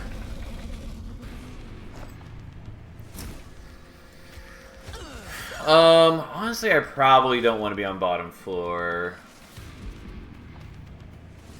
Yeah, let's actually not be a bottom floor shaped person.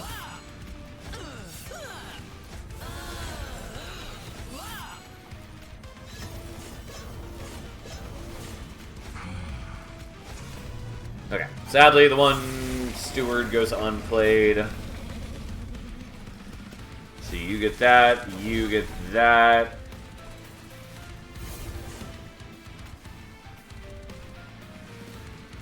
I mean, I do want Fel to get her armor, so I think we leave her up front, though it would be nice to get someone else to get it as well. Kind of want to play out the Divinity, but I'd have to use health to do it, and I don't really want to use health to do it, so here we are.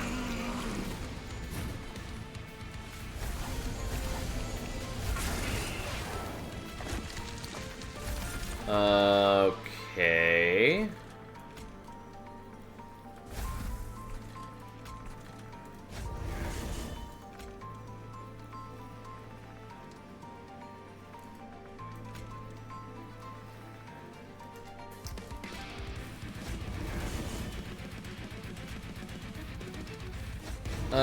Yeah, should have done this differently. That's fine. We're gonna do that so we don't have to get your Scourge cards on this coming turn. I could also maybe start dazing Divinity. Not Divinity, Dominion. So I don't have to take all that damage.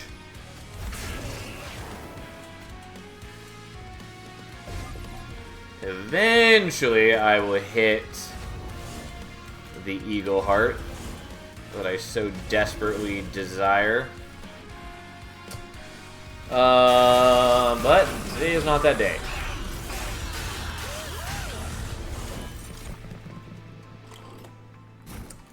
Okay, so we do this in the correct order first.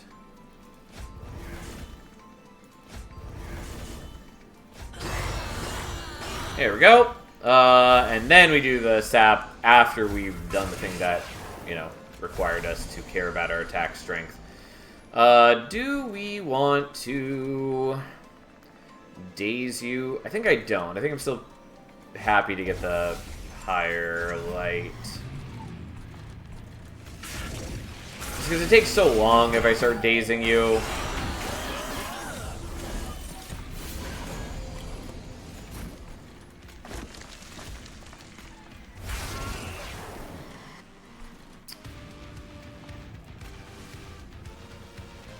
Yeah, we missed out on the shift, but...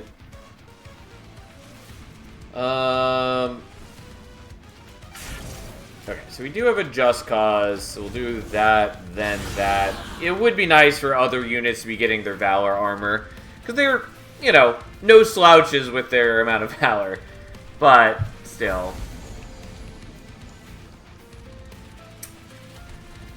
Just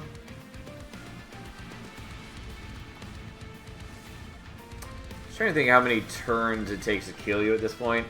Hello, how go the runs? They go, okay, we lost the first one because I'm incompetent with Awoken Pyreborn, apparently. But this one's going well. A bit slow, but we're pretty commandingly in the lead, other than the last battle where I took 40 damage for no good reason. Just debating where I want to use the tiresome climb at the moment.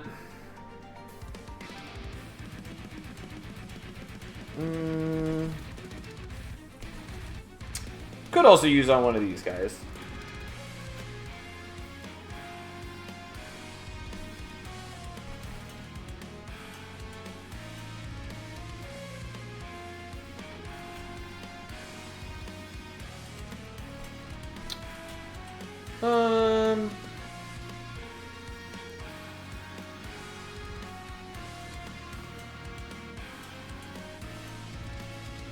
I forget what is that pyre you're using. This is Wing Spirit. The once per battles restore the front friendly unit on all floors to full health. It is pretty bad.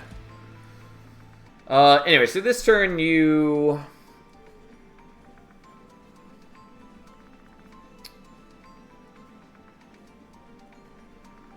Yeah, I'm just gonna let him generate the Pyrelite, which means I need to use this somewhere else. I could use it on Savagery, which I guess is sort of fine. I'm getting low on HP, but we'll be okay. I can stop taking damage anytime I want.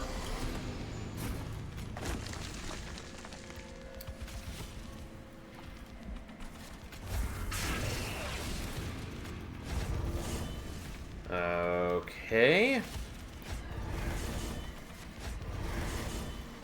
And then we'll just explode every enemy who dares stand against us, and then keep dazing you. Yeah, I don't think I've used it yet. It seems pretty narrow. It's bad. Like, that's the word for it. It's bad. Okay. Let's daze you this turn.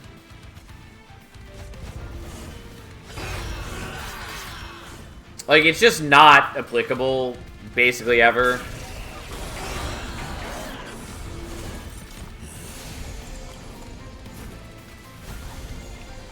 Yeah, so you're dead. That's fine. Just for good measure, we're going to fly down here. Just to cause you guys some extra grief. And murder even more of your friends. But, yeah. Anyways, you know, we had some sloppy moments, but overall we're fine.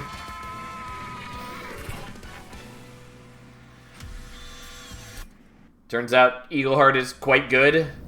Would have been better if I had 2 Eaglehearts, but at least we got the holdover Eagleheart. Like, that mattered a ton. Yeah. Unfortunately, the Savagery, the Seraphite was pretty sloppy, but it's okay. We had enough HP that it did not matter. Right. Which, again, is part of what I hate about the Titan fight. It's not really, like, mechanically or, like, stat-wise a challenge. It is just an endurance test, and so as long as you have enough HP, it's basically a foregone conclusion. It's basically only for tank units with a revenge build, but that's super niche. Well, but the problem is that it's not even necessary for that, because, like, most tank units are going to be defended by something other than raw HP. Like, defending with raw HP and healing is generally the worst defensive option in the game. So, like, in a build where I'm using Valor, or I'm stacking armor with Hellhorn, or I'm using damage shields from Umbra or Banished, like, the healing to full health basically does not matter. Like, it is inconsequential. It's giving me far less tank ability than any of my actual defense options. Like, it's just not good. Yeah, it doesn't really ask questions of your build compared to the main content like Last Divinity did. Yes, I've complained about this regularly and often, but that is largely my point. That's largely my main problem with the Titan fight, is it doesn't really ask you to build your deck in any meaningful, interesting way. It mostly just asks, do you have about 45 HP to spare? And I think that's pretty lame. But, regardless, we have heard me rant long and often about the Titans, so let's pick our next clan combo instead. We might do Hellhorn. I mean, we did just sort of play Hellhorn. We didn't really use many Hellhorn cards. Might do Primordium and Stygian. Or Penumbra Stygian. I guess let's do Penumbra Stygian, even though, you know, who cares about Penumbra in this clan combo?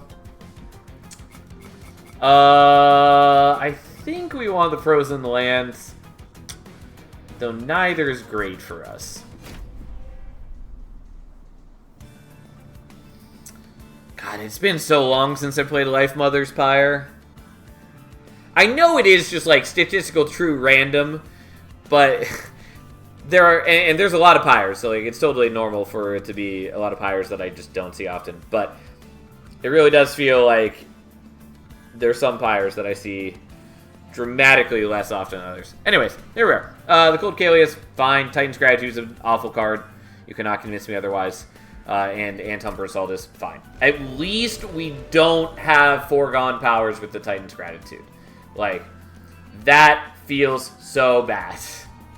Having two sources of, well, essentially 8 sources of, I'm sorry, 7 sources of random discard in your opening deck is really awful. Primordium and Melting is also quite good. That's my suggestion for next time. I mean, I'm just going through them and just to knock them all out. But yeah, if you want to see that, remind me after this run is done, and I will try to do that one. Dominion could be interesting if it didn't just give you the tools to kill it, but it would feel super bad to fight otherwise with specific clan combos. Yeah, wholly agree. It's such a weird band-aid that they made a unit that can't be interacted with in most situations. And then seemingly we were like, oh, this isn't particularly fun to have a unit that you can't interact with, so let's make it give you a way to interact with it. Like, it's a very weird design decision that essentially boils down to a 1 Ember per turn tax. And I don't love that. And, like, even worse than that is that, you know, you extrapolate from there, and the fact that the Pyrolite is in the game and the way it works the way that it does means that they had to increase Dominion's HP so that it is even harder to kill Dominion with, like, damaging spells or with, like, damage over time effects like Decay and Frostbite, which is, like, further pigeonholes you into the Pyrolite being the most efficient, best way to kill Dominion for most decks. Not to mention that it also, for some ungodly reason, has 4 spell shields, because why would it not, I guess? Anyways, it's this weird, like, I can track the design sense that got them here, and I just really disagree with the track they took. Like, and if they want to have, you know, like, Dominion create a spell, I would much rather, instead of it being something offensive, it be something defensive. Like, you know, give Dominion, like, half the HP that they currently have. Instead of Pyrolite dealing damage to the Pyre, or damage to Dominion, make it so that it is something where, like, you apply Corruption to one of your units to give, like, a damage shield or some armor to your Pyre. So you have a way to protect your Pyre from the Dominion damage, but at the cost of weakening your units. Or, like, sap max HP from them instead of, like, applying Corruption. Just something like that. Like, so there is an actual trade-off on, like, how useful is it for you to be playing out the card that it creates, rather than it just being the one ember per turn tax. Was there a point in the beta where the Titan fight was different from how it is now? So, A, I can't talk about the beta, and B, honestly, it was already in place before I joined the beta. But, yeah, I can't talk about, like, specifics from the beta. Yeah, buying you more time to figure out how to make your deck get there would be interesting. Yeah, like, I think that would be a lot more engaging than it creating the thing that kills it. It's just a weird design.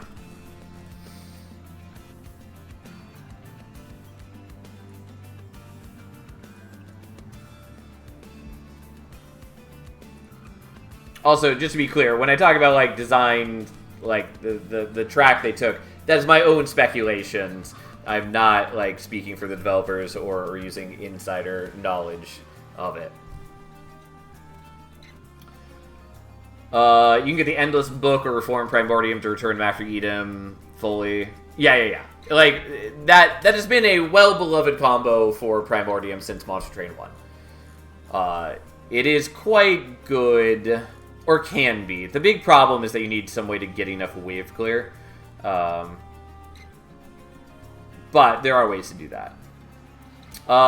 Anyways, for the actual run at hand, I think we're taking Shadow Sheath. It's can be awkward.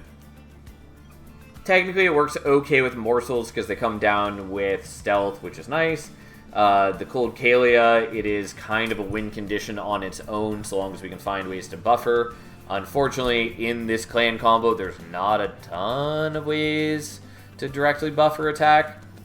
Though if we route to, like, a Merchant of Arms, we can maybe look for, like, Bloodthirsty Blade or something just to give her a boost. Regardless, doing Shadow Sheath.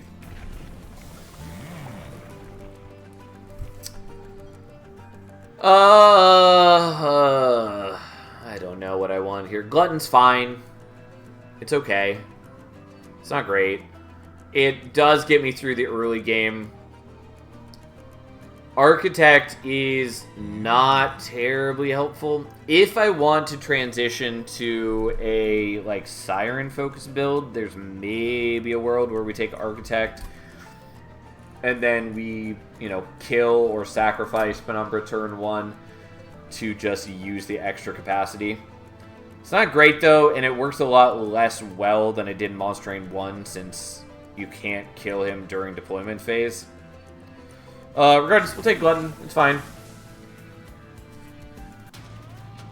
Given the extensive roadmap, though, it still feels like we don't have the final fight in the game yet, though. Titan Winds don't even have separate card mastery like Divinity. Yeah, I have no idea if they're going to do, like, separate card mastery. But yeah, I have no idea what their plans are for that. The roadmap doesn't mention anything to that degree.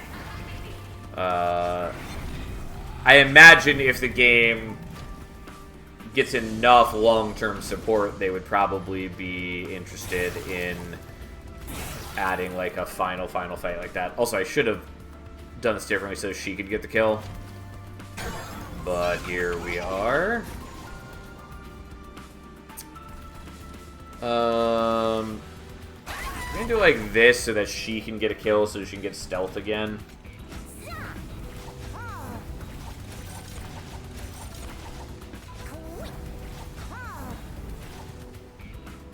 But here we are.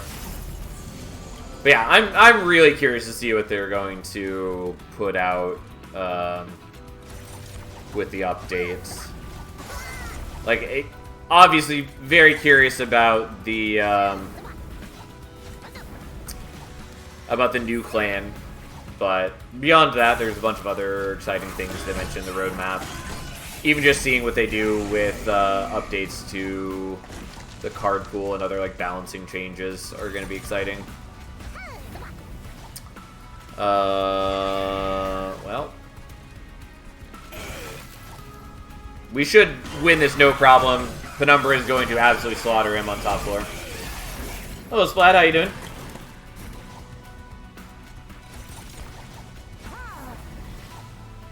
How's the stream going? It is going okay. We lost badly with Awoken Fireborn, because apparently I'm just incompetent with that clan combo, and then we had a pretty good run with Banish, even if we lost a lot of HP on one particular battle.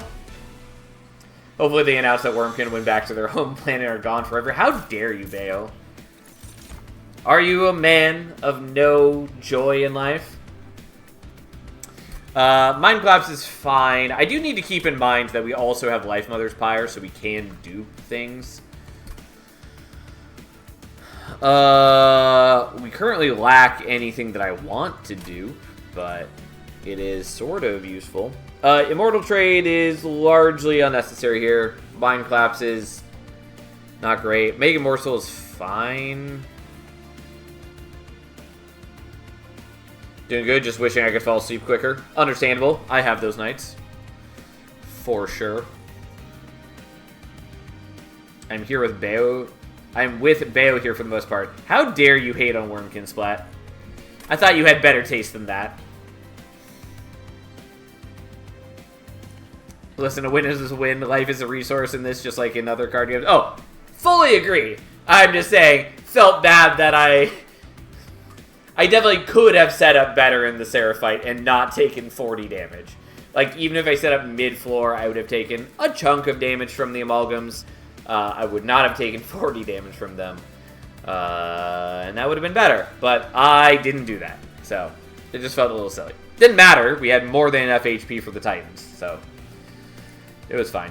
I think we're skipping. Mega Morsel is the only thing we might take here. Crypt Builder's a maybe.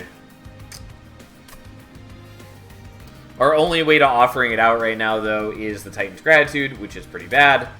I will take it, I guess. I think we want to go Merchant of Steel. I don't really have anything I heavily want to Merchant of Magic yet.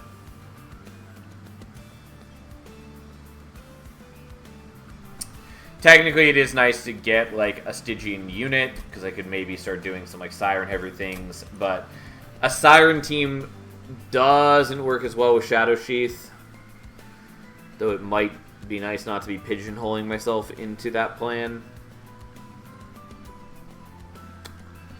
Also of note, we are up against Dominion Seraph. So we do want to be getting, like, damage shields regardless of how we're defending ourselves otherwise. We're going to go here. I will happily take that multi-strike. And then I'm going to consider a large stone. And I think the answer is yes, I'm going to take a large stone. Also, should have looked at this first. I did not, so be it. That's fine. Morsel Maker is a bit questionable with the Shadow Sheath. I'm still going to take it for now, though, even though largely it does not matter. Is a Wormkin all that unpopular? No, it is not. At least it's not conceptually broken like Watcher and Slay the Spire. Probably just needs some extra balancing, which we would presumably get in Monster Train 2 transition anyway. I mean, it is the strongest Monster Train 1 clan. But, no, it's generally a fairly popular clan. There's some people who don't like it because it's a little more mechanically complex, and either they don't like that or didn't, like, figure out how to use it very well. And there's some people who dislike it because they overall disliked the DLC, and Wormkin is part of the DLC. Also, totally forgot that they have haste. Did this to myself.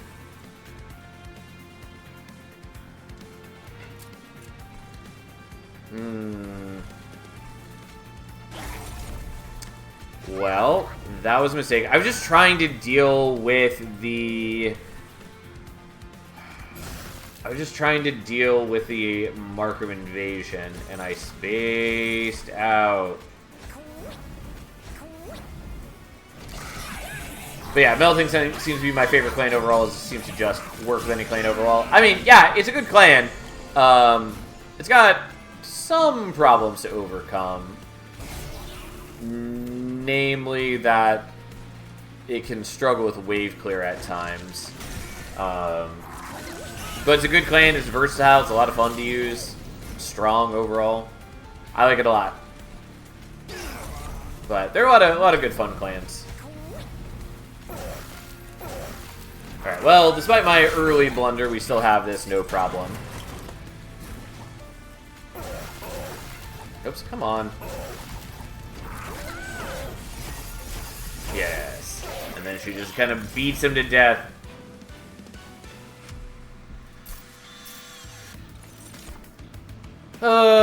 Those are not really what I want to see. The pack of morsels is sort of okay. I should probably take it. Since morsels are technically a way that I can scale, I guess I'll take it. I will happily take offering token. There is value in the Merchant of Magic now. Nonetheless, we're going to Merchant of Arms, because if I can get, like, Bloodthirsty Blade, that's huge for us. Glass Cannon, I would maybe be willing to take if we had any sorts of damage shields. Equalizing Rings is very situational.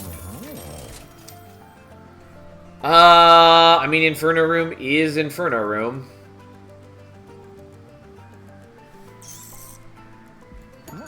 I don't have the money for it, though. Specifically, I don't have the money to take it and to make it deployable. Try to do runs with little / no restarts. I'd like to get that point, but I'm still terrible. I'm not worrying too much about restarts. I try to only restart if it's necessary, or obviously I'll do turn reset if I have made a mistake in how I play the turn or place a unit or whatever. But at least while I'm streaming, I don't care too much about doing restarts. In my own time, I tend to play with no restarts or very little restarts. But the nature of streaming is that I'm going to play worse, and I would rather just be able to keep carrying on a conversation and have a good time rather than worry about playing no restarts. We will do no restarts eventually for certain challenges, but at the moment, that's not the current plan. That said, I do tend to... Like, I am willing to take a battle where I took, like, 40 damage, even if I could reset and do it again, taking a lot less damage, because that is sort of the consequence of my own actions. I'm willing to take that. That's fine. Either way, we are absolutely taking the Wrath ability here. 100%. Without question. And then we are going to debate whether we want the Inferno Room or Steward's Quarters. Steward's Quarters does let me put down more morsels, which is maybe relevant. Inferno Room is good, but a bit concerning.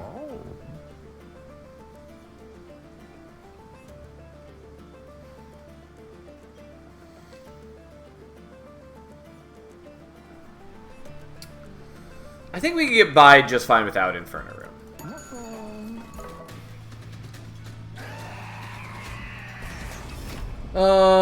Yeah, unfortunately I don't... I still have, like, no damage scaling, but all it takes is...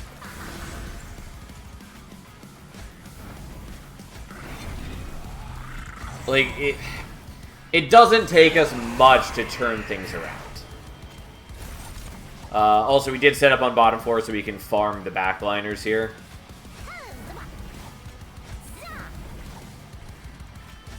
Oh, I forgot that you have an open slot. Well, that's fine. We can just make more morsels.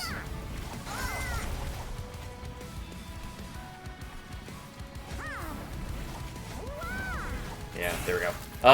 Okay, so... I am going to use your Wrath ability because it means that we get one more kill on you. And the more stealth we stack up, both the more defense we have and the more, like, offense we have, since it gives plus attack per stealth as well. Yeah, there's no way we're getting the kill on you, so we're not going to worry about it. Maybe should have done this a little differently. That works out just fine, though. Yes. Build your strength. You easily smash through those guys. We'll be able to kill you just fine by the time he gets to top floor. And since the Shadow Sheath is so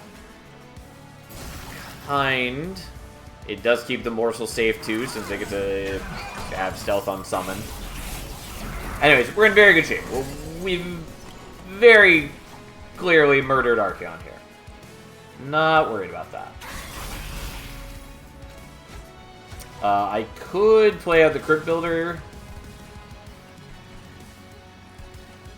but I'm not going to so that she can get the kill. I suppose I could have done it here. And then done a bit more damage on Archeon. Not a big deal. Unfortunately, now, because he got pushed, Penumbra is not the one eating the morsels. And we feed them to the Morsel Maker instead, which is not incredibly helpful, but it's fine. Again, we're going to win this on bottom floor, so not too worried about it.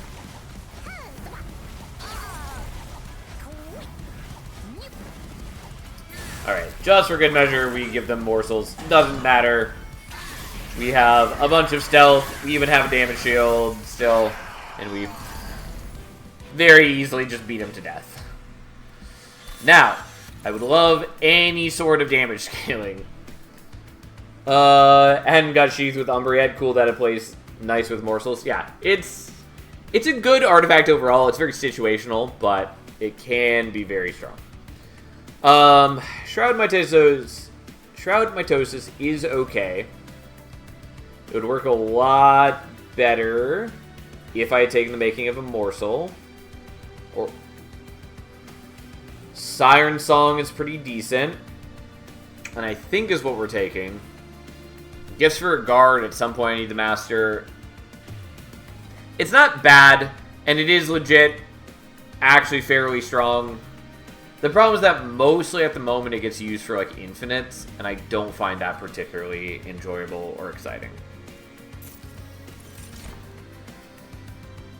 In a different world, I would take that Siren. I think we're skipping it now, though. And I could probably take it just fine anyways. I think we're just taking the draw.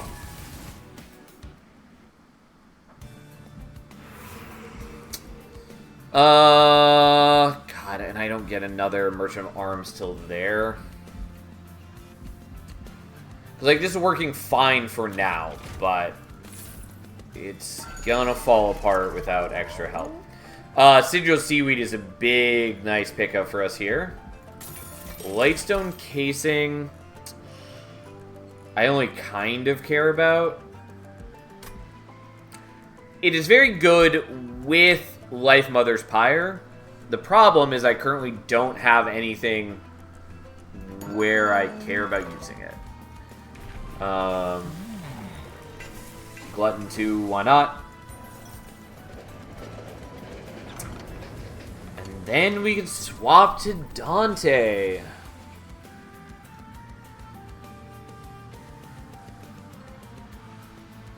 Okay.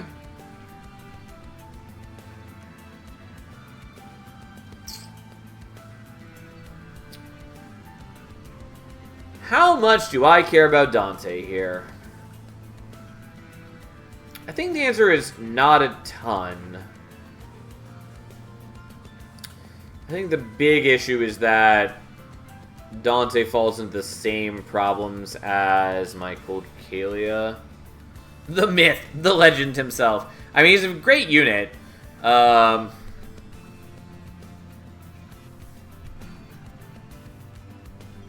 like, I could use him.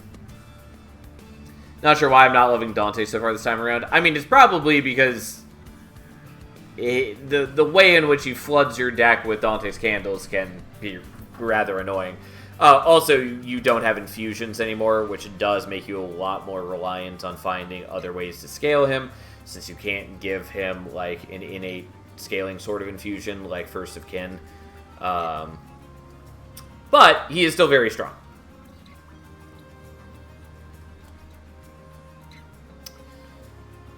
Anyways, I think we're skipping Dante. There's sort of a cute, dumb world we could inhabit where we take Dante and then we use Life Mother's Pyre to dupe the candles. Like, I could live that life. Is that the correct life? Not really, but I could do it. I'll tell you right now, I kind of want to do it.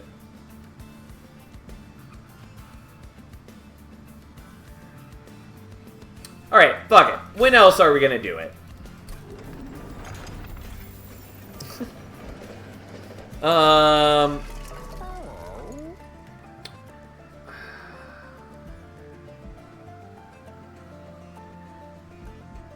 What could I see on a reroll that I would be excited for?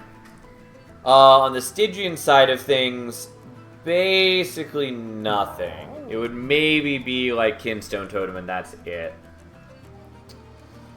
And I still haven't seen Emblem of the Exiles. It drives me crazy that I've played a non-trivial amount of Awoken and still have not gotten it. There we go, more jank. I mean, if you don't come here for jank, what do you come here for, really? Anyways. So on the Stygian side of things, don't really care. On the Umbra side of things, Chain of Gems would be pretty okay. Abandoned Antumbras, fine. Commemorative Spike is a maybe.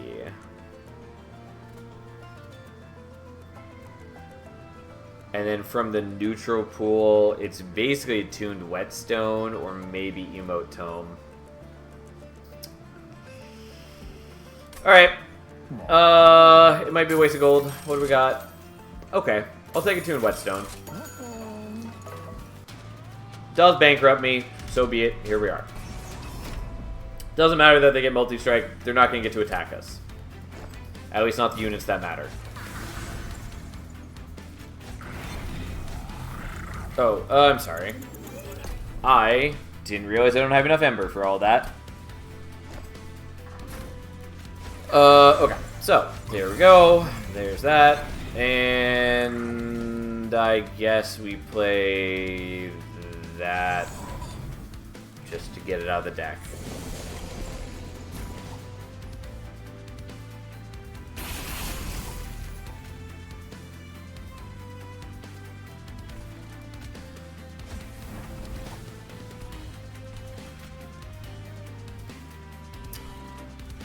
Alright, whatever. Not getting the kill on you, but that's fine.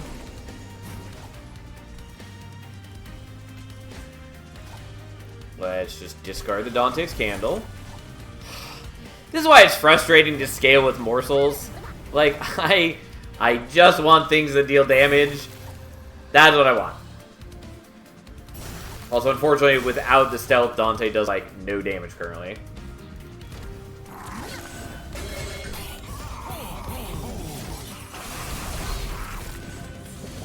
This is why I badly need to get... Yeah, now he does actual 0 damage because I sapped him. But I really wanted the Collector, so here we are.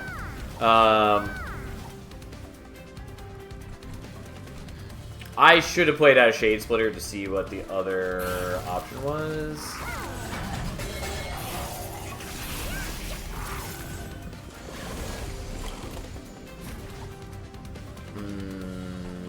Okay.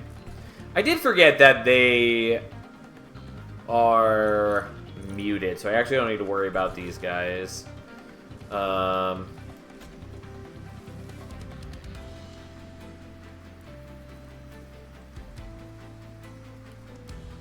currently you're doing how much damage? 86, 89, 94.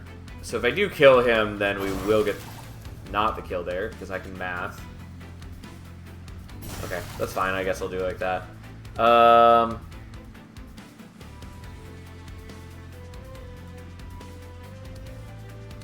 trying to remember what the next wave looks like.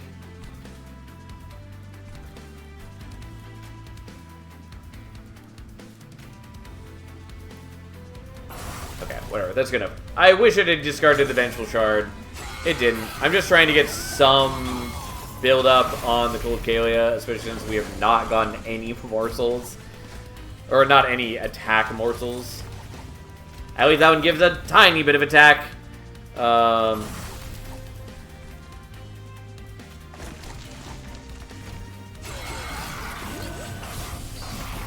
unfortunately, whatever. Yeah, nonetheless, we get there. Everything's fine. And then Ajax dies. He does still give us the sap, but it's fine. We get enough frostbite on him that he dies regardless. Okay. Do I want Void Binding? Kind of, yes. And by that I mean I will take it. It is a little questionable whether we're actually going to use it. And I guess I'll take the Unnamed Tome as well. Now, we are definitely going here.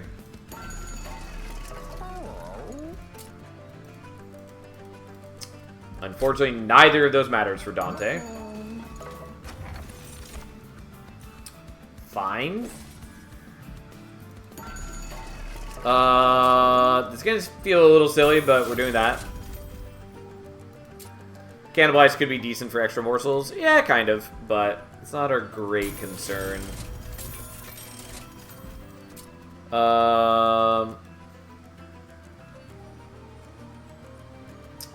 This feels unnecessary. I will do it anyways.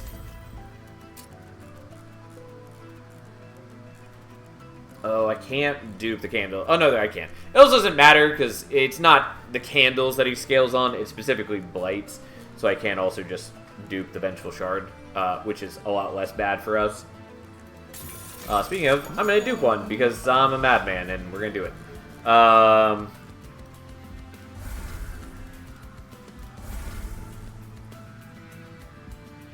Alright, this is fine. And this is exactly the sort of reason where we gave him HP. Although I still badly want him... Well, I was hoping to get Large Stone on him, specifically. Fucking Shield Stewards.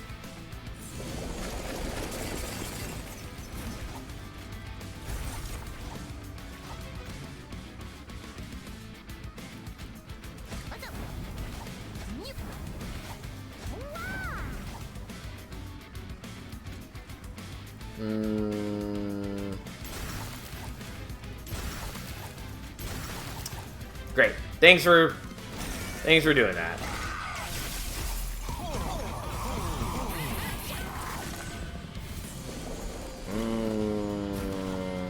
Okay, so I can at least kill you.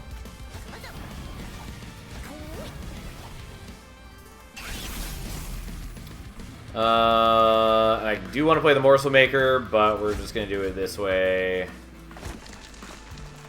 Is the extra multi on Dante that much better than Quick? Normally, no.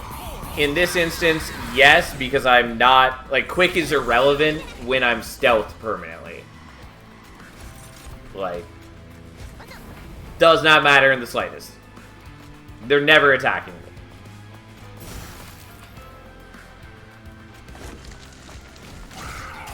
Because, like, I come down with stealth, and as long as I get, like, any kill on the first turn or on the first couple turns, that's all that matters.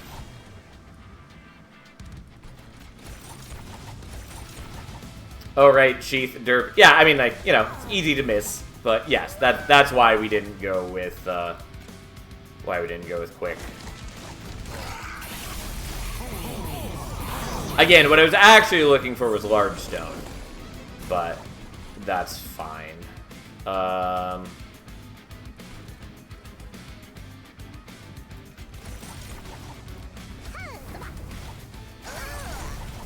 Not what I wanted. Also, unfortunately, I'm taking some pyro damage. It's okay. It's the price of my sins.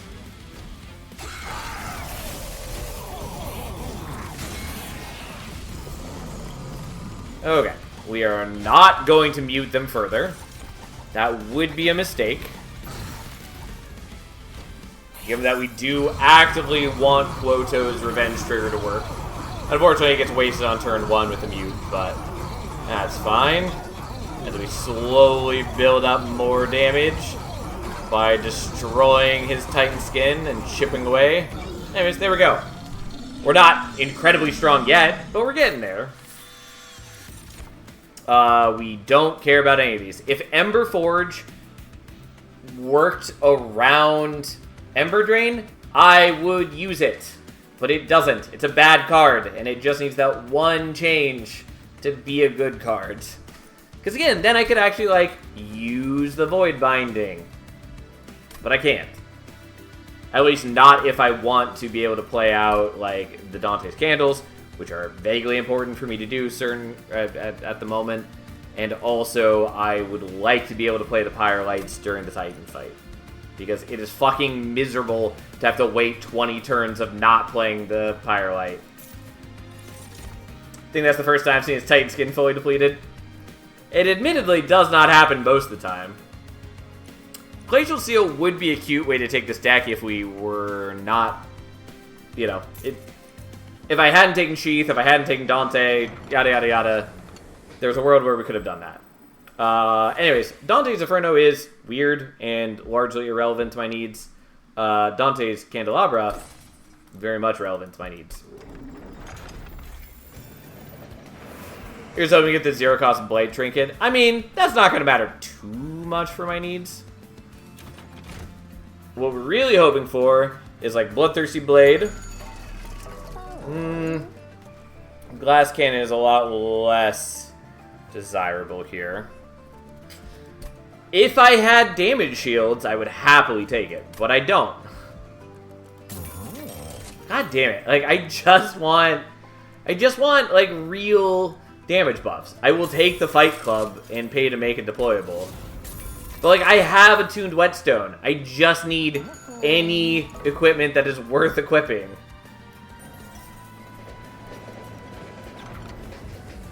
No.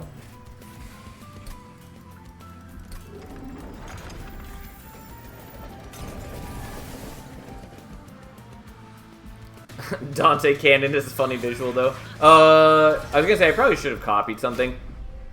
Irrelevant. I can't actually copy anything at the Merchant of Arms. It's the one merchant where you can't do that.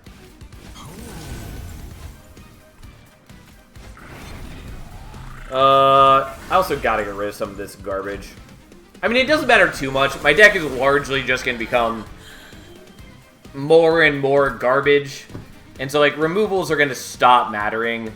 Intrinsic is gonna be more important. Although, at some point, like, Dante's going to be strong enough that he's just going to be a machine gun of, like, an automated machine gun. That's what we're building up to.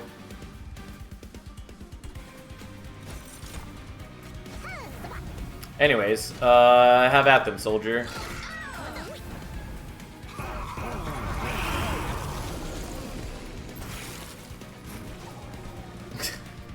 Just loading candles into cannons or something. Definitely not how I'd envisioned it, but fair enough. Why is it so impossible for me to hit damage morsels? I mean, it doesn't matter. I have 8 attacks now, and I have enough just... Like, I have enough attack that we can get by. That Mew 1 is so nice. Oh, yeah. It's doing a lot of work for us. It's huge.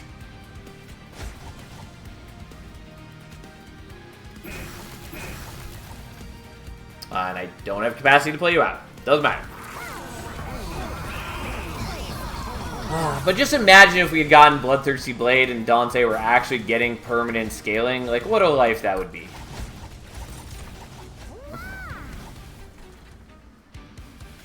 You know what? Just for good measure, we'll actually deal some damage to you.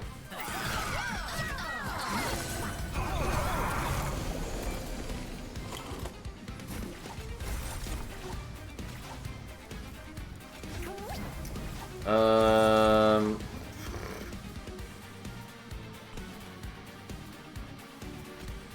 we'll steal from him. So we can give right there. I was thinking maybe about blocking with the morsel, especially because I could do the void binding on it. Doesn't matter. Can't actually do that because the morsel has stealth and therefore would not take the hit. Anyways, I have this morsel I can't play. It doesn't matter. We've won this fight already. Dante just absolutely farms all the waves. If we weren't immune... Well, not immune. If they weren't getting muted, we'd at least sort of have a problem. Since they'd be building up corruption on him. And we'd have to do other weird things like block with the morsels. But we don't have to do that.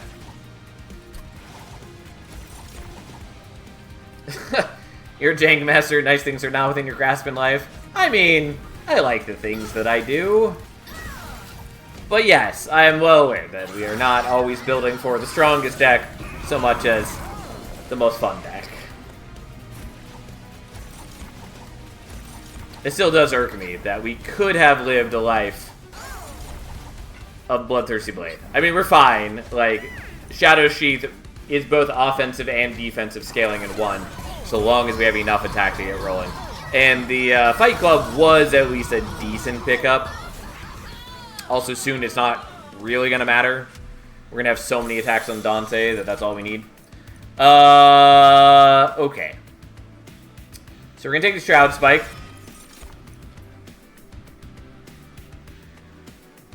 And we're going to take the Ember, even though I think it largely does not matter.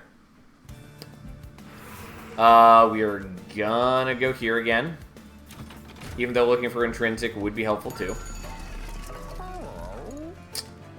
We're not going to worry about Void Armament.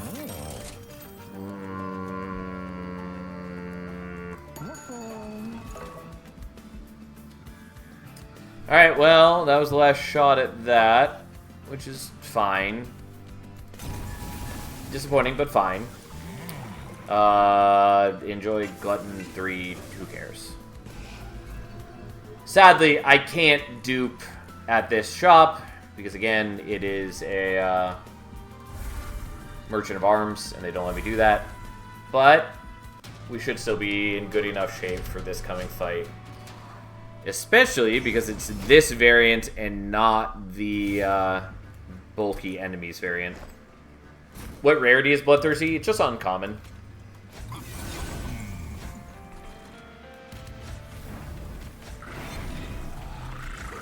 It was very reasonable that we could have seen it. Equalizing rings actually would be good given how much HP you get from morsels. Kind of. The problem is that it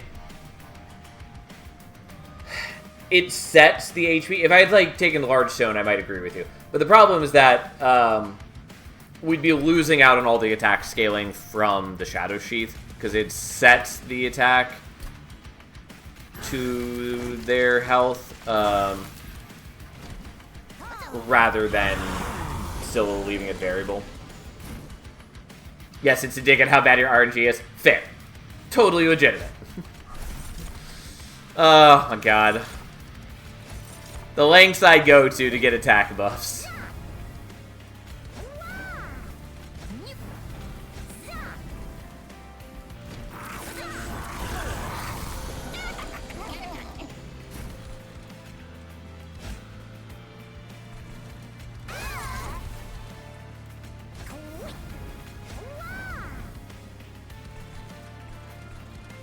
Oh, that does 5 damage now. I keep thinking that it's 3 still.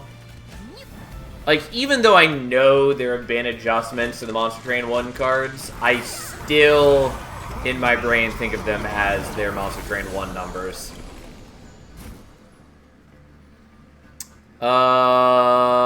You scale on Blights, right?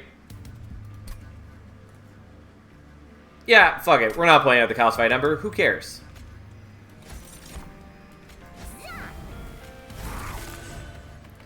Gee, what a helpful Shroud Spike that was.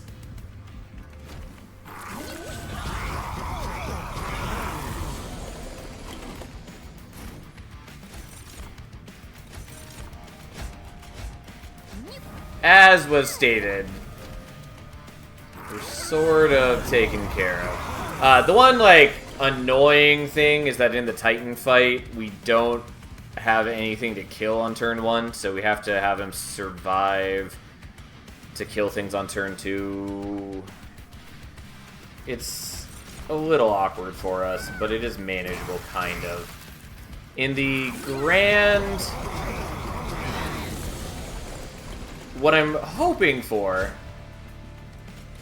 I mean, I'm hoping for a variety of things, but like Chain of Gems would be pretty good. But what I'm really hoping for is getting Commemorative Spike in the final shop and getting Intrinsic on the Shroud Spike so we can use the Shroud Spike on a Morsel Miner turn 1. You have Stealth 1 to start, you will survive. Yeah, but the point is that I don't get to refresh the Stealth on turn 1, and so then I have to wait till you can kill things on turn 2 to get any more Stealth. That's the problem.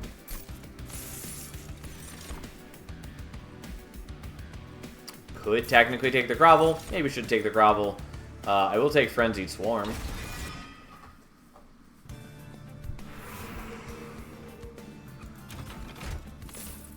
Don't need to heal.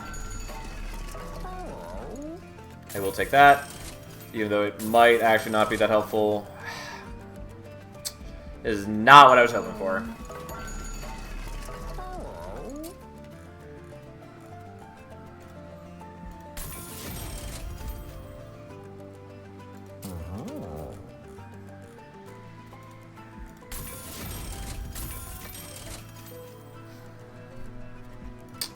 I had hopes. I had dreams. We didn't achieve them.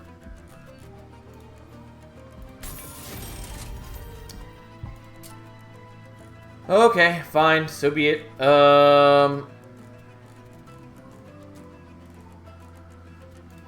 May as well dupe the Calcified Ember.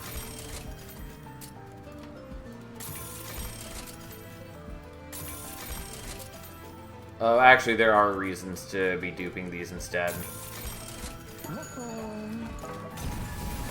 Because I can't use the Calcified Embers to proc the Ember Staff, really. And yes, the correct play would have been to dupe the Frenzied Swarm and stuff. It's fine. It's whatever. Really was hoping for Intrinsic so we could use it on the... where is it? The Shroud Spike or the Unnamed Tome. Didn't get that. Oh well. We now have 15 attacks. I've definitely had Dante's with more attacks, but, like, not a bad amount of attacks. Okay, even you get muted, which is nice.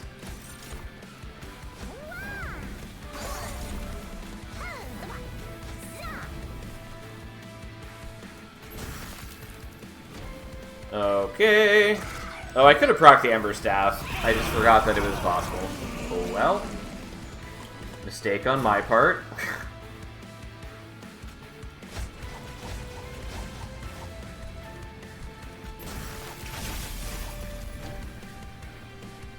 Well, hopefully we can play the Unnamed Tome soon so we can stop them from building corruption on us.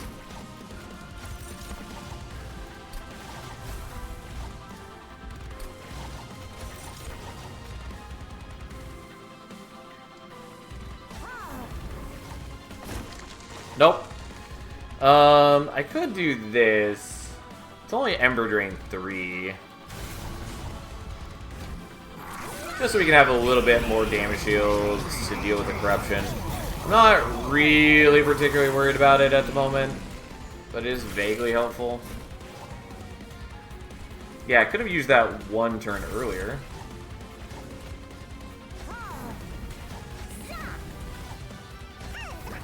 I'm gonna do this now just because it is the best morsel for me to eat. And yes, I probably should have muted him there, but it's fine.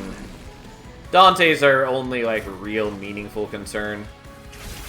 I will do this, I guess, anyways.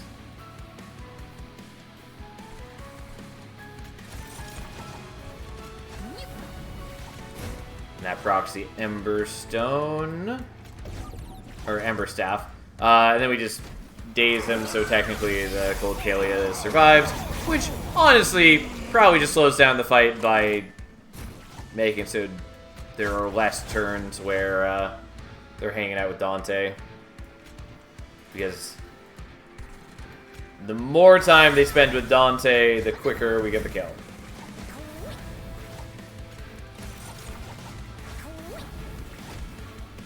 But at this point, it's not going to change anything.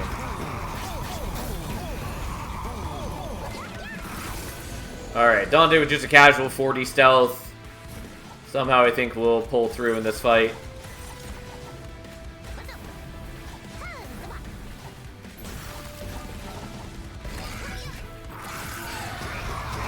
Our poor morsel maker dies to the corruption, as we all knew was going to happen someday.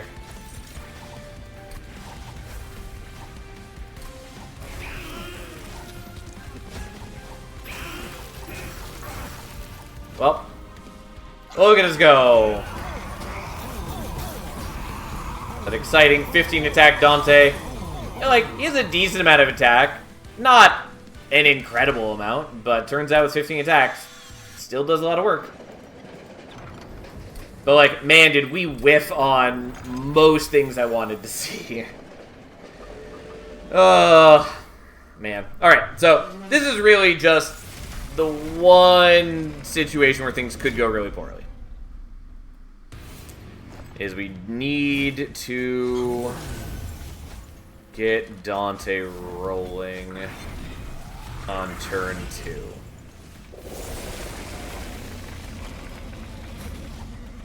Unhelpful.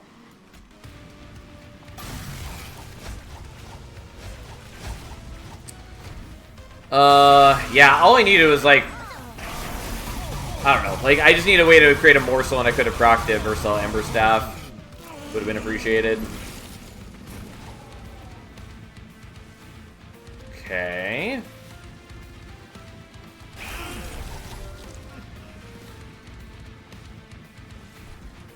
That is very much not the kind of morsel that I wanted.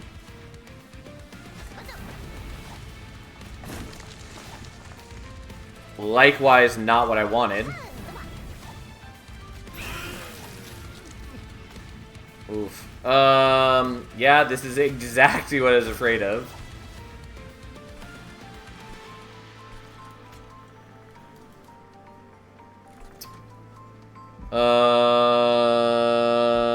That's not gonna work.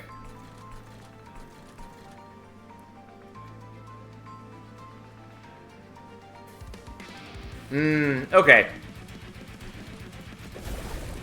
No, oh, no, I just mathed wrong, and, no, why are you dying? Because you hit there, then you hit in for 5 damage, and then another 20. Stealth. Yeah, that's why. Gotcha. Totally spaced out. That 100% makes sense. Alright, let's try this slightly differently. On to tactic number 2.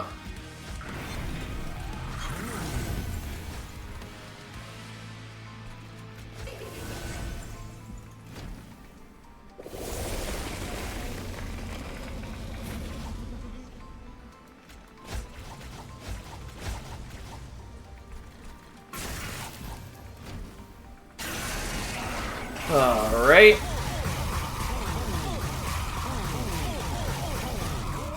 Okay, so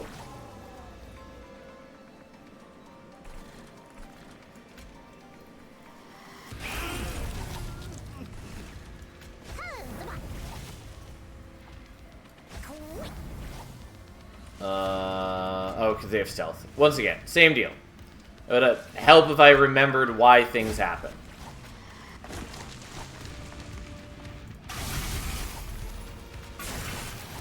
Okay, we will hold on to the unnamed tome for the moment. Doesn't really matter. We have essentially a full health pyre. The one thing that tripped us up basically is just Dante dying at the beginning here. Like, nothing else really matters to us. We are going to do that anyways, though, just to reduce things.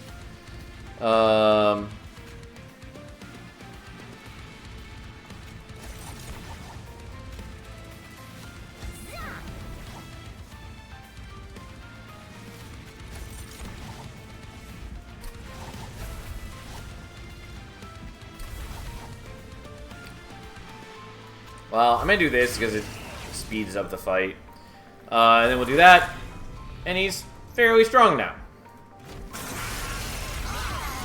And because we muted Savagery, he's not hurting the pyre. Even if he did, we'd also be reducing the damage intake because of the candelabra.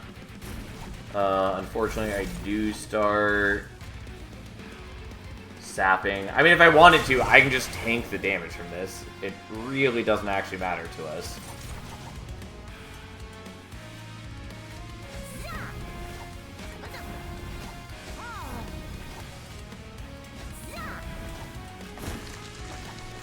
Unhelpful.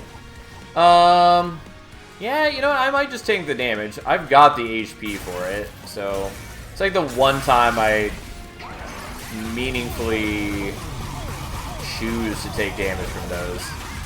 But they're only doing 2 damage each, and again, I've got so much HP to burn.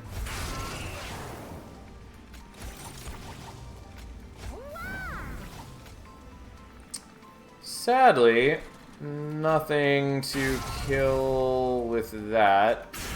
Well, I tried.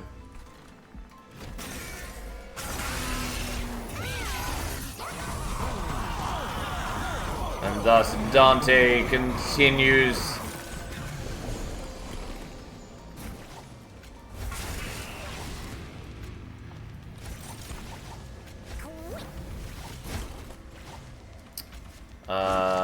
Yeah, not super helpful.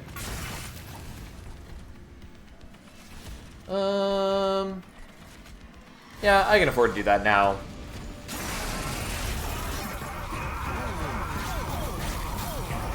We got more than enough damage output, basically. Yeah, point in case, he's taking down both of them at the same time right now.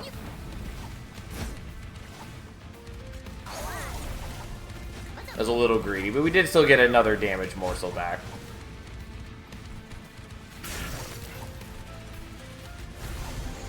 Okay, not quite killing Entropy because of the sap, but it doesn't matter because I'm killing Savagery and... Oh no, I am still killing them both, apparently. For some reason I thought I wasn't. Even if I wasn't, the point is, it wouldn't have changed anything.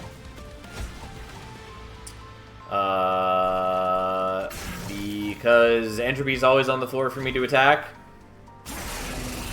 And so, as long as I had gotten Savagery down, we just basically have to wait until Dominion dies, which is very soon. Ta-da! There we go. Alright.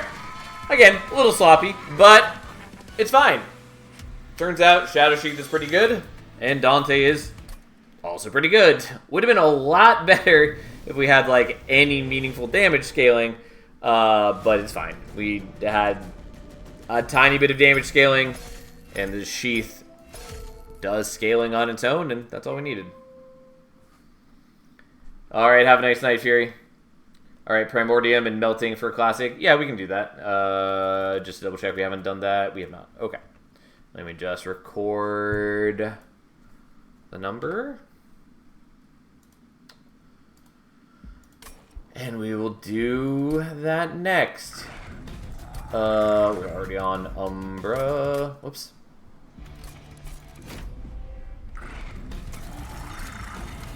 Okay, absolutely taking Primitive Mold. We're going to hope that we don't hit Pyre of Dominion. Even if we do, it's not the end of the world. Aquas is okay here. It's not bad with Prismal Dust. Lady of the Reformed is very much not the unit that I want.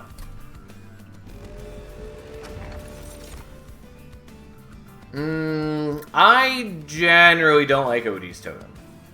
It's maybe okay here with Primordium.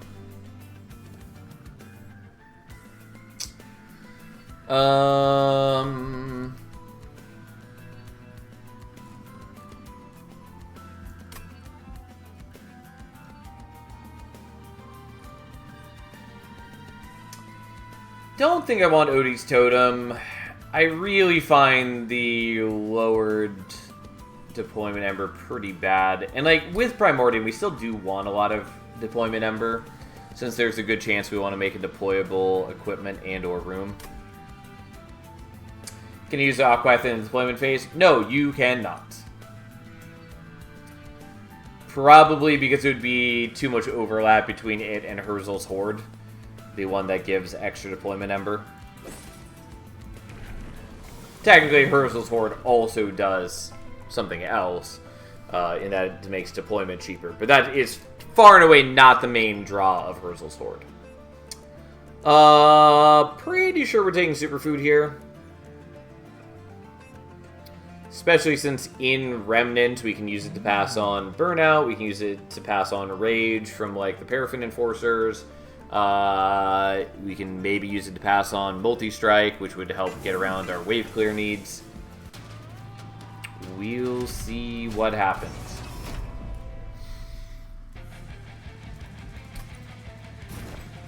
Also, again, we do have the Refined Void, so he starts with Lifesteal, so he does pass that on, which is not bad. The problem is that I have, like, no offensive scaling. So we are mostly just going to leak stuff. Well, what I should have done is I should have let him get killed and then reformed him. Thanks, Blink. But I didn't do that. I should have. Okay. At least we can do some helpful things. I should have waited to see what all the morsels I got were, so I could have put the stronger damage morsel one up there. So it's like, I don't really care about the lifesteal right now. She's got plenty of lifesteal. I did forget that she has Burnout, which is sort of a concern, since I'm largely killing enemies before they get to attack. Well, that's fine. I forgot that she has Burnout. She's gonna have Burnout right before we need her is the problem. And I can't use the Prismal Dust on her. Alright, fine. We're doing it this way. Of course, we drew the 2 Prismal Dust on the same turn, which was not ideal.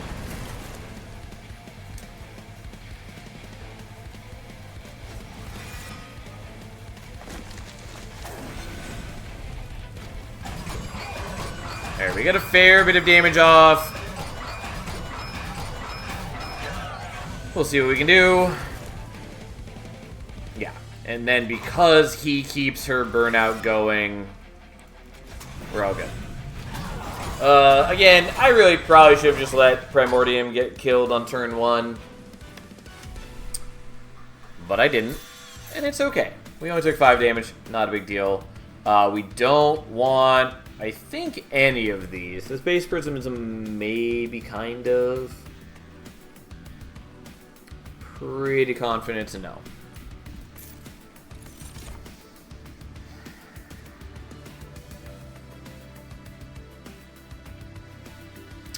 Multi-encasement is not bad, but probably unnecessary, since we already have ways to be stacking damage shields.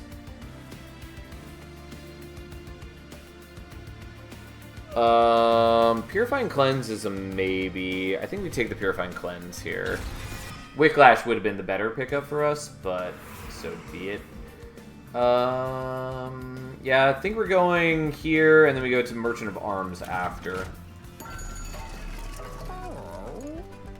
Okay. Well, that's a little disappointing.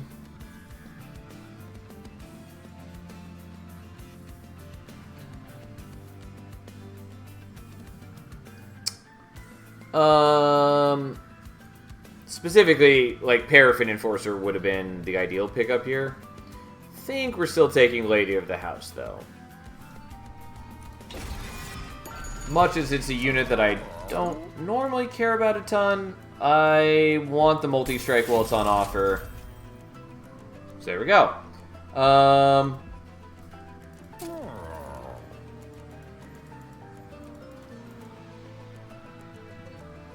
Might be okay with the damage shields. I think we're just not going to do it.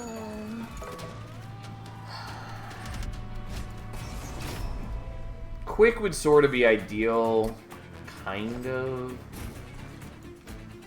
We are still contingent upon seeing a number of things that I haven't been offered yet. But we're overall not in a bad shape. And it's not hard to turn this into a very good situation. I.e., all we have to do is get like one good roll from the Merchant of Arms and we'll be in great shape. And even if we don't do that, there's still other ways to make things work. Okay, good. And now we can pass on Burnout so that she can not die. Not that he's going to pass on a ton, because he's about to get eaten fully, but it still helps.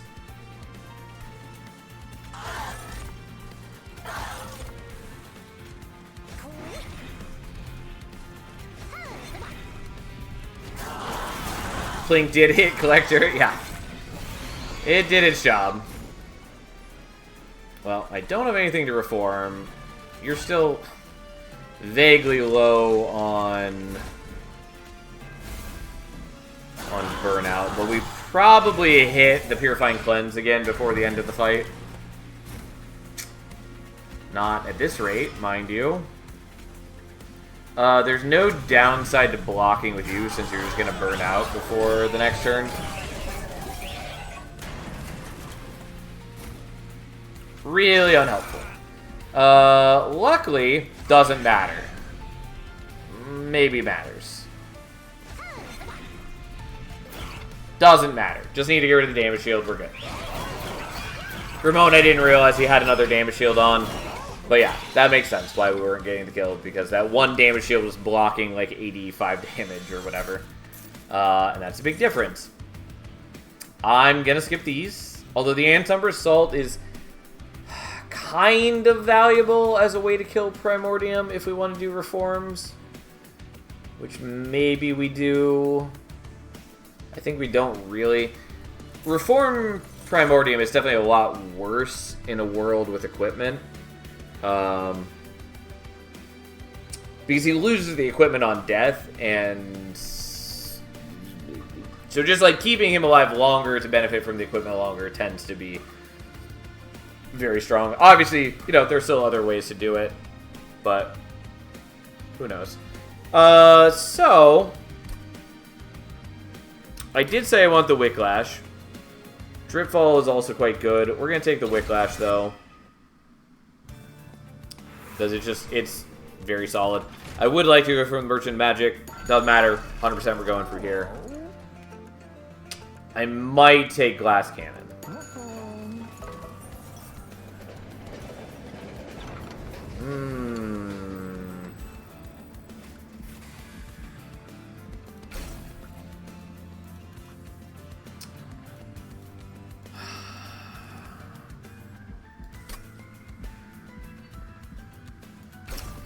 Did kind of want to leave that slot open, but I think this is worth doing.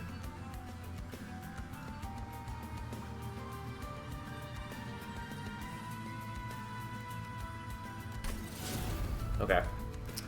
That does make it kind of easier to do the Glass Cannon. I don't know. I don't know that that's really what I want to do.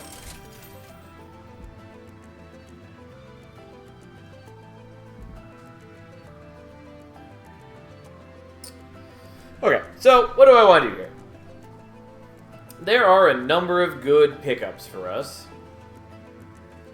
Unfortunately, what we really wanted was Void Armament. Or we want some way to get Trample. Hall of Mirrors is sort of cute. But does cause problems.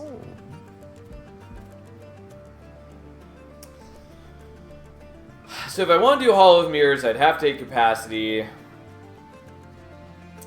And ultimately what it would get me is it would get me 2 Primordiums. But I would then still have to like have a way to really benefit from that. Which it's not totally clear if we will.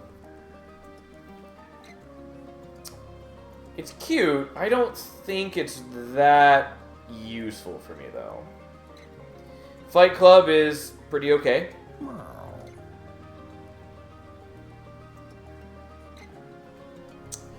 We're gonna take that and we're going to deployable this, I guess.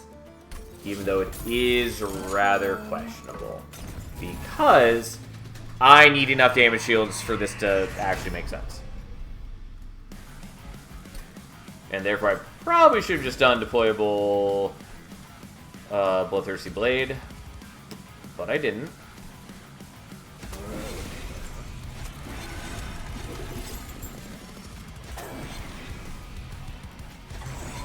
Okay, so yeah, 100%. Give him the sweet, sweet damage shields. Doesn't matter that I'm taking a little bit of damage. We want him to be passing on 6 damage shields a turn. We also want that and that, so the blade can start stacking up some power.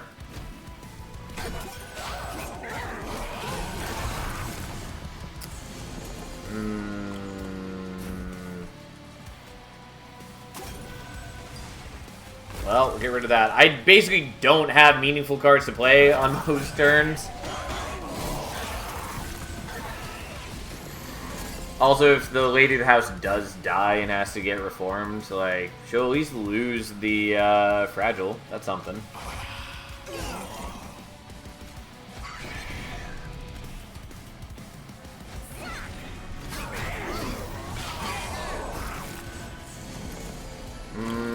Okay, you've still got 12 damage shields.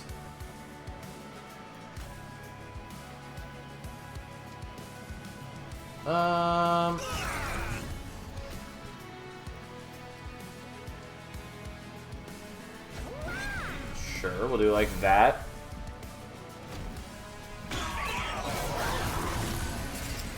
And thus, she's going to murder. Alright, well, it's working for now. Again, the big concern with this is we need, well, A, we need better defense, kind of. And B, I need better wave clear, that we could take Hallowed Halls. It's not bad.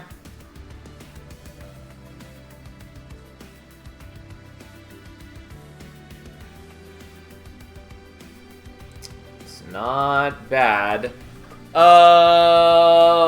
Okay. Do I want to do that? Probably yes. It very much throws out basically everything I've set up between then and now. But it is quite good. It also bypasses the corruption buildup of Dominion Seraph. Bypasses our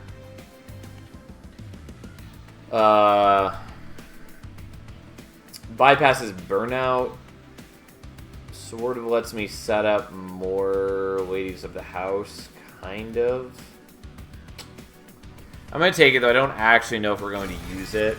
We'll see what happens. I'm going to skip, though. Maybe we should take the Baron.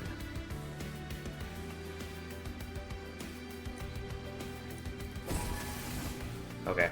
Well, here we are. I might want to go here just for the armory.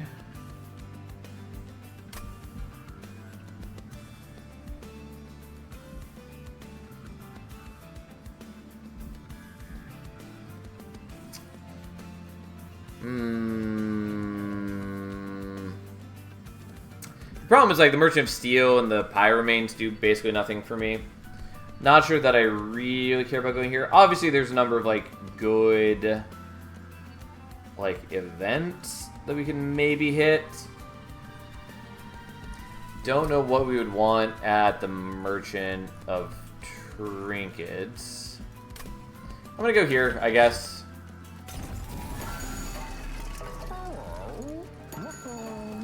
Okay. No. The boiler room is sort of okay, maybe.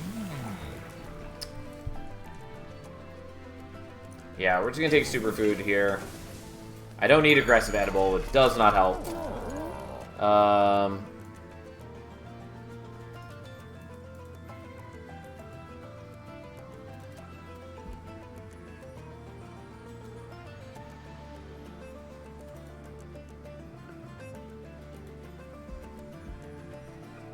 I don't know. I don't really care about this.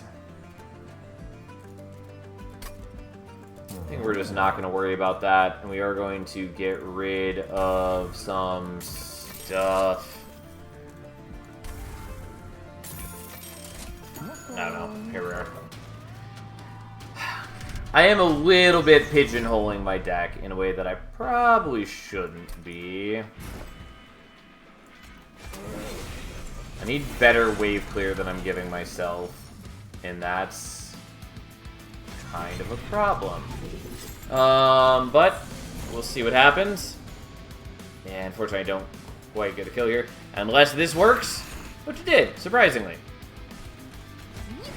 Honestly, don't hate that.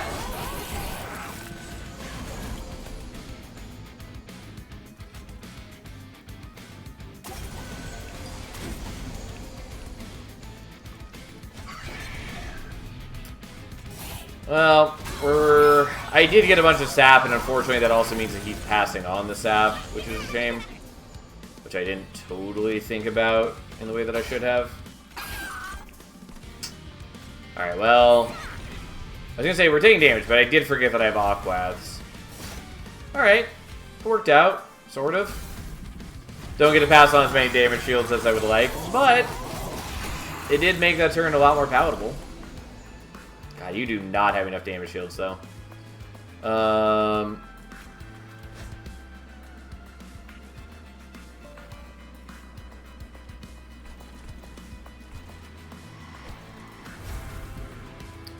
Yeah, it is concerning.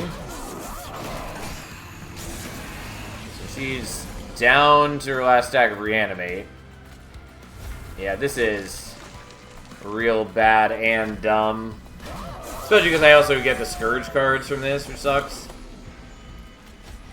I at least get to bring her back, and then she just kind of slaps him to death. I do take damage from the Scourge, but at least she's good and strong. Also, when she comes back, she gets the 3 Reanimate again, which is pretty good.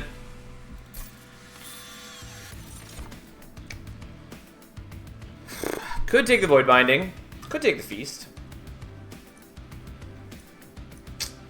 Void Binding is good. Grovel's also sort of okay. We're gonna skip. We're gonna skip. Those assuming Blade is not bad. Okay, we're gonna go here. Not entirely sure what our game plan is.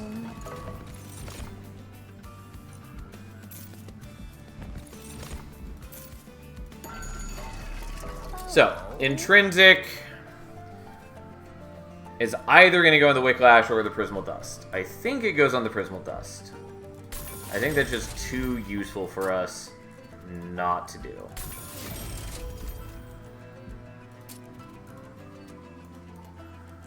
I don't think I actually want to use the Hallowed Halls. Although I could do Hallowed Halls holdover. I mean, I probably should do that.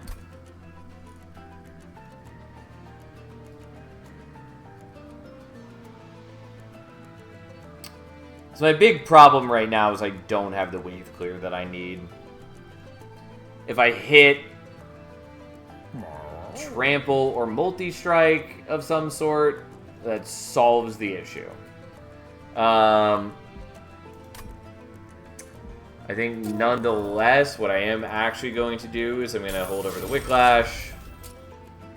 And I'm going to do that, I guess. We'll see. We shall see.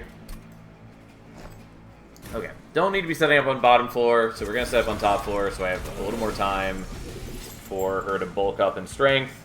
We'll give you a shield steward just to help with the wave clear situation. And then cry.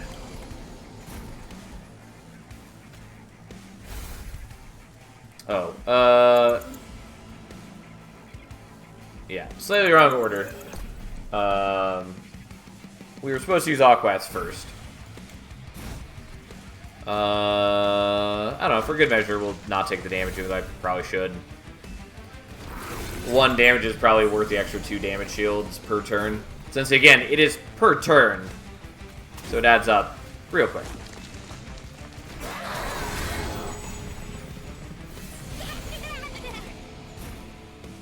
No, oh, there's no way to get the collector.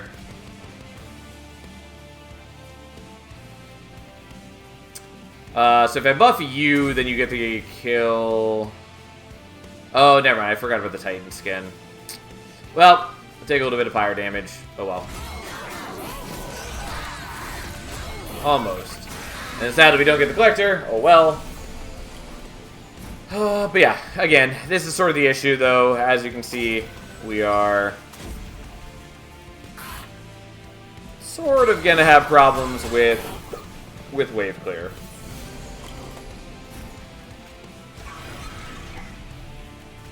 Yeah, like the Plink doesn't kill. Oh, I could do it like this, and then we get the kill. I do have to manage his burnout now, but that's not too big a deal. Especially because I just have to last until the boss comes out, and then I don't really care in the slightest. Sure, I'll keep you alive, I guess.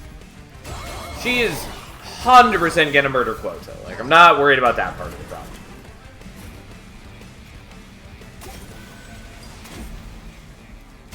She's got 33 damage shields, reanimate 3, and enough burnout, and plenty of attack. Thanks for not cooperating, Plinks. I just wanted to hit him a little bit to knock off some Titan skin. Again, not that it, like, really matters, but it did feel a little silly. Okay, again, there's a Void Binding, which I kind of wish I could use, but that's not our big problem. Could sort of take the cave-in. Just gonna skip. Maybe should have done the Fatal Melting as a way to help with wave clear. We're gonna keep going here like a madman. Nope. Could technically take the Overgrowth Carapace for Primordium, but it doesn't really matter. I don't super want to eat all of the capacity, and also the HP doesn't really matter when we're also giving Fragile. Obviously, I could use it instead of the thing, but where's the fun in that?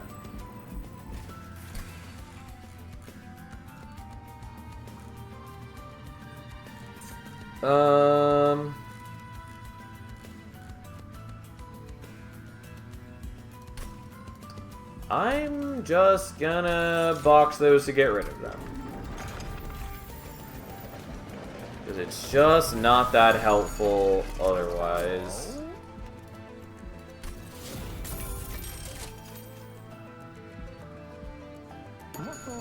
Whatever. Unfortunately, I have been banking on certain things, and those things are not showing up.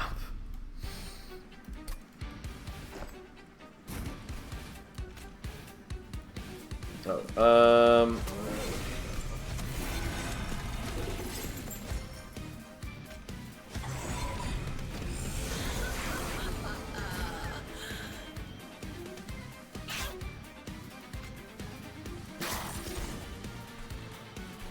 Okay.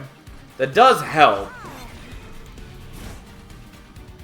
Like, yeah, I'm getting off less damage shields now, but we are killing the main dude, so the buffs are going to Kale, which is, like, still scary to some degree, but if I'm defending with damage shields, who cares?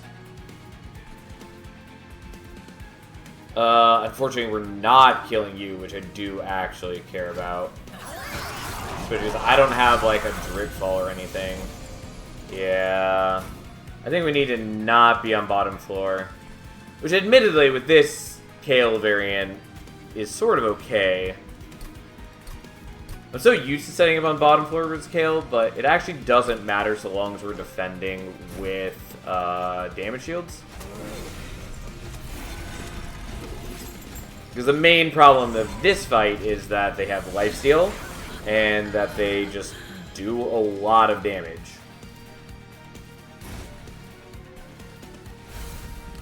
But if we are protected with damage shields, it doesn't matter how much damage they're doing. Also, the lifesteal doesn't proc on the damage shields, so that basically doesn't matter. I was like, why are you taking damage? It's because the burnout is running out. That's why that looks weird.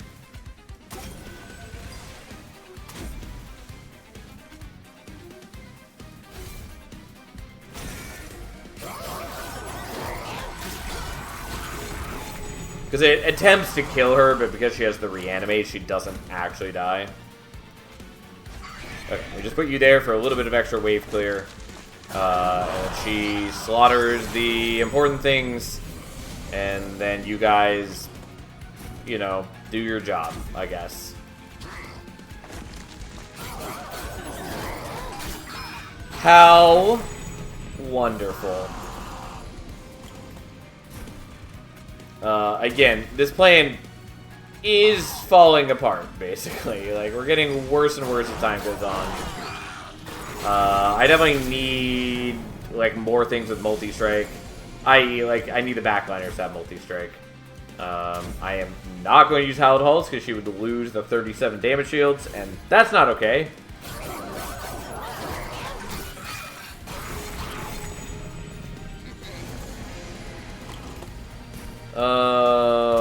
Right. Well, I tried to kill him. It doesn't matter a whole ton, it just would have let me keep one extra damage shield, but I'm pretty sure we're okay in that regard. Since we still have 31 damage shields going into this turn. And she doesn't need that many rounds to kill him. Like, he is absolutely spooky scary if we let him ever get a real attack in. But we don't.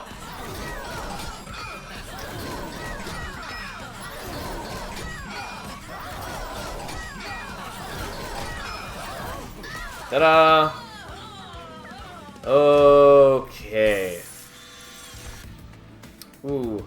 I like Wax and Spike, but Umberstone is very much, truly, exactly what we want. So, that's what we're taking. 100%. I will take the Ember.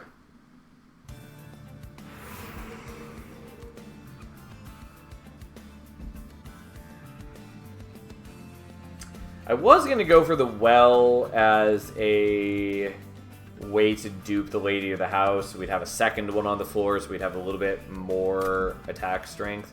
And I think that's still not bad. But I am going to go here anyways. I might dupe her in the next ring, though. Yeah, fuck me.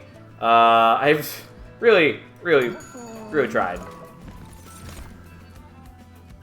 Do I want the Fight Club? I think I do.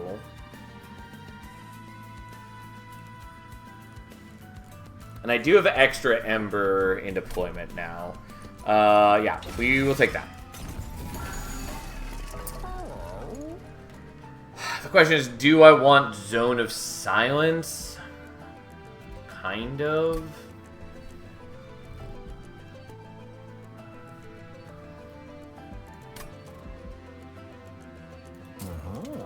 I think we're just doing this. The Zone of Silence would be appreciated. And I guess we're doing Superfood 3... Yeah, I guess. I don't know. We do need the damage shields, like, don't get me wrong. It's just that it doesn't make a huge difference to our success at this point.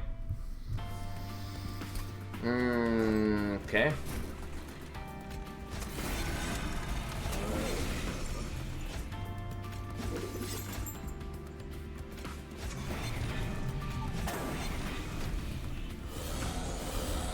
Well. Okay. I don't hate getting the Umbra Stone.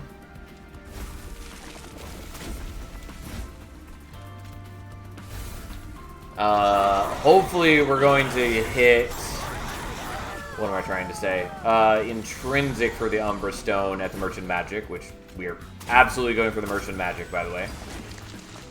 Technically, I could have let him burn out and reformed him, but I'm not going to. I guess letting her... Not playing her there would have given us one more kill in the Bloodthirsty Blade. I'm gonna tell you right now, that's not my greatest concern. Sadly, can't get the Collector. Oh well. Here we are. I was really hoping that we were going to get Stalwart Snack. At least one rank of it for Primordium. Since, you know, would have been nice. But, so be it.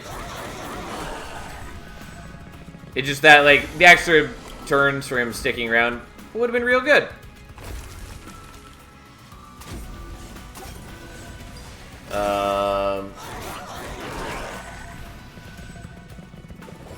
Yes, go, my beautiful creature. I maybe should have played her in front just to block, and then I could just keep reforming her. Probably would have been the better play. It's not the play that I did take, but, you know, here we are. We're still probably fine. We're going to lose, obviously, a chunk of damage shields between now and then. But...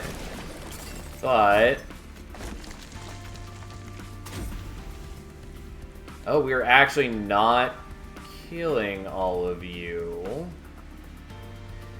Huh. Honestly, wasn't expecting that. I guess there's not a whole ton of reason not to do this. Yeah, it doesn't change anything, really. Alright, fine. Took one hit. It's not a big deal. Alright, we'll just leave her be. Since we still get enough to just smash through them. And this way we don't create spikes on the Thane, which is, you know, generally appreciated.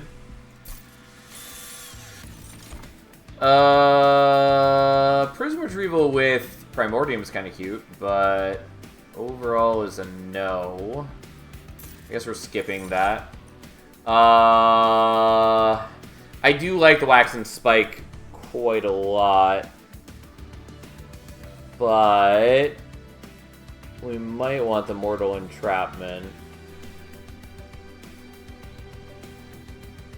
Hello, how you doing? My deck is a bit of a mess. It does have kind of the minimum required pieces for victory. And technically, with the Bloodthirsty Blade, we're still getting stronger constantly.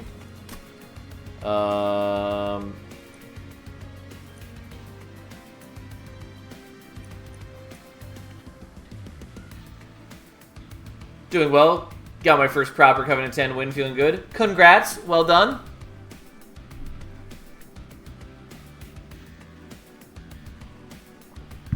I don't know what I want here. I lean towards the Wax and Spike, but I think Mortal Entrapment is just pretty solid for us. But mostly I think it doesn't matter.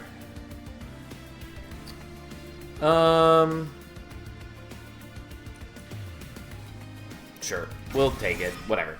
Whatever. Here we are. Absolutely going here. Haven't decided what I'm duping yet. That's fine. Does not matter. Does not really matter. Capricious Reflection is the worst artifact ever created. Does not matter. Not at all helpful.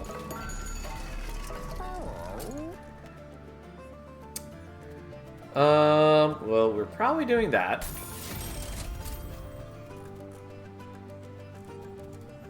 We're gonna do that. Don't think I care about the Holy Stone, though I probably have the gold for it. Kind of. I'm probably just gonna use it on removing things instead. That's not what I was hoping to see. Guess we're doing that. Could also hold over this, but I don't think we care.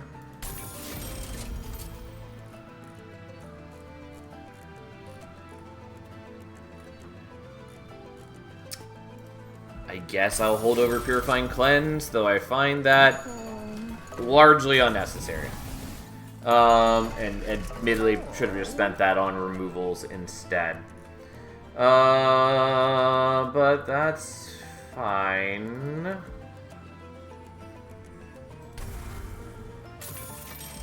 Yeah, and that's all I can remove. Well, I've got a lot of chaff in my deck still.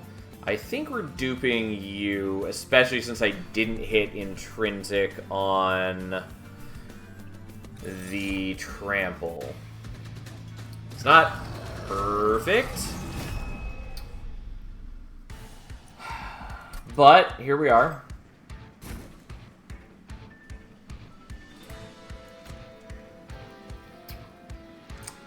Do I want to try this up on bottom floor? I think I probably want to do mid. Let's try it nonetheless.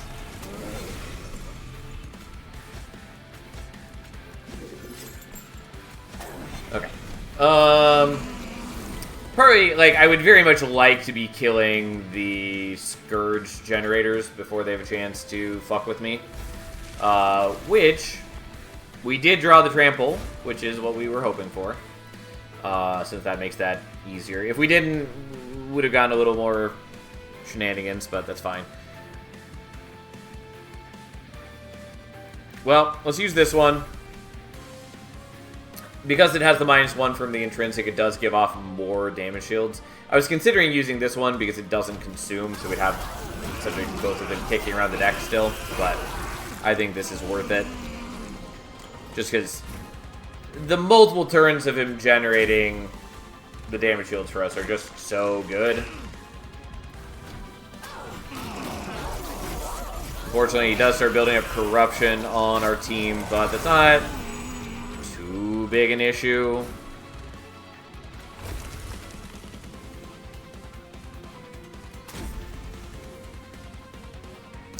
I was like, why are you taking 40 damage? It's the burnout. It's always the burnout.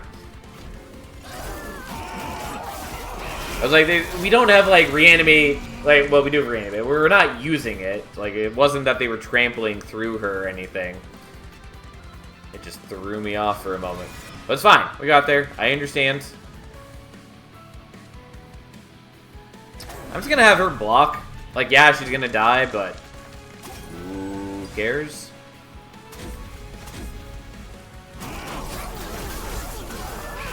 Also, she does feed a bunch of burnout to my other dudes. You did survive, but that's fine. We've got Plinks for just such an occasion.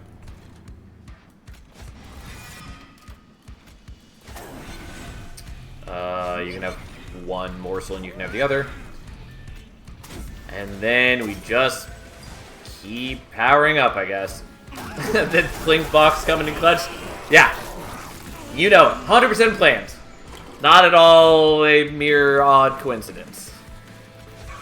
Anyways, he'll go up here just to be a little bit of a decoy. I'm not really worried about the corruption since we, again, are essentially just defending ourselves with damage shields. But, you know, it still feels vaguely like the right thing to do. And then the Waxing Spike is buffing the whole team, which is cool. It mostly doesn't matter, because we're largely just getting our damage from the Trample. But, you know, it's technically nice. This is the one wave where we do suffer quite a bit. It's just so much bulk to chew through. And so unfortunately we do have to deal with the Scourge card. It's only one Scourge card, not that big a deal. Everything's fine. Can't convince me otherwise.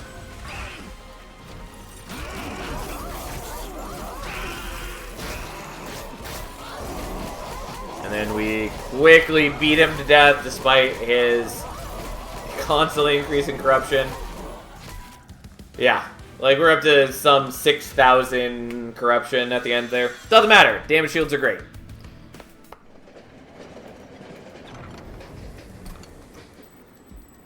Just, you know, another example of why damage shields are vastly superior to, like, oh, I don't know, Awoken's Healing, for instance. Didn't even know it had a limit. Yeah, every status has a limit of 9,999. Okay, do I care about setting up bottom floor? I think the answer is yes.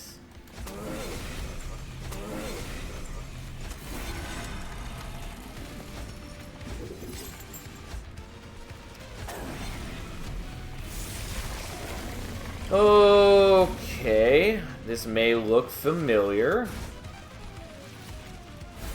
Yeah, we take the Vengeful Shard damage. Who cares? We have a full health Pyre, we can withstand it.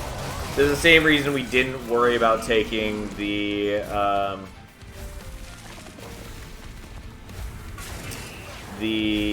what am I trying to say? Not Purifying Cleanse, Mortal Entrapment. Anyways, we do that. It would have been nice to play that at a higher amount of Ember, but I did want to play the Wicklash, so we played the Wicklash.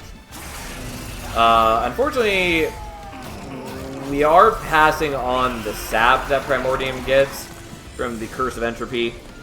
Mostly, I'm not too worried about that, though. Because the amount of power that he's passing on does surpass that. Also, he doesn't really stick around for all that many turns.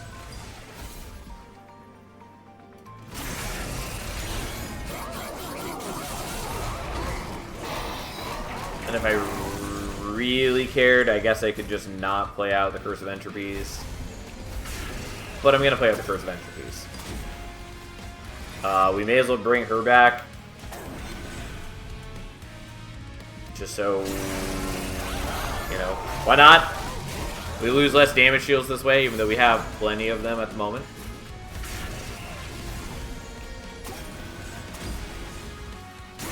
I suppose technically I should have played the Pling site. Absolutely just could have, and I chose not to.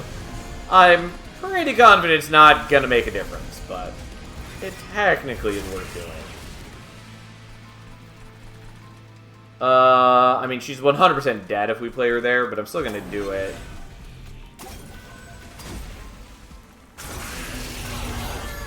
Even though, technically, I probably should have blocked some of the corruption and attacks. But this way we get to reform her again. Which, you know, still doesn't matter, per se, but... Okay. I also don't need to be playing at the Pyrelights, since right now I'm basically just waiting to kill Savagery and Entropy.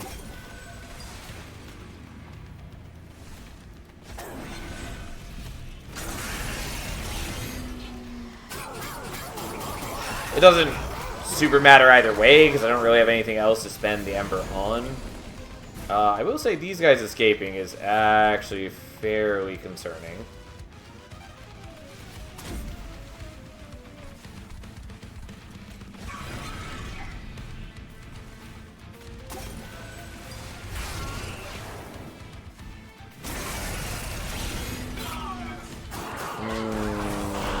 I do actually wish she had died so I could put her on a higher floor. So I could use her to kill here. Yeah, because I do actually die to those. Huh. Honestly, wasn't expecting that to matter. Turns out my hubris did get to me some.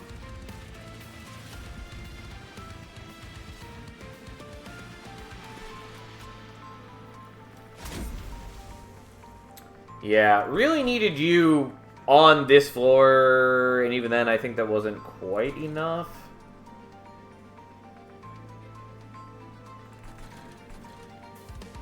No, I mean, it would have worked. She could have at least killed here, and that's all I need. Alright, well, let's try it again where I don't get myself killed. Okay. Apparently it does matter where I place her.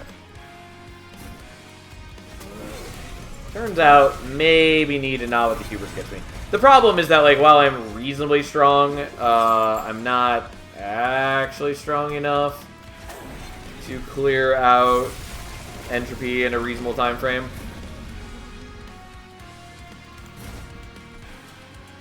Getting the Spirit Steward killed would also be sort of okay. Okay,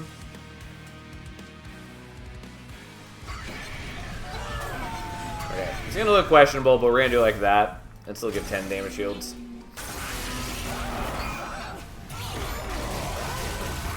Just so this way...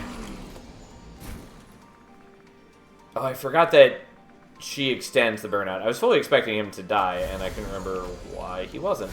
Turns out, very obvious reason.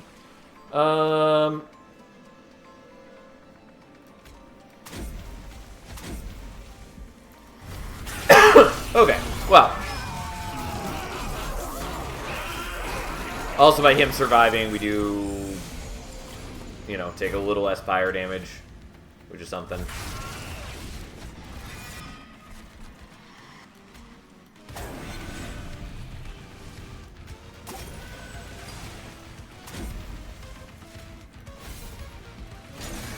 Is it worth it to try and burn out Primordium so you can reform for extra eats? Not totally.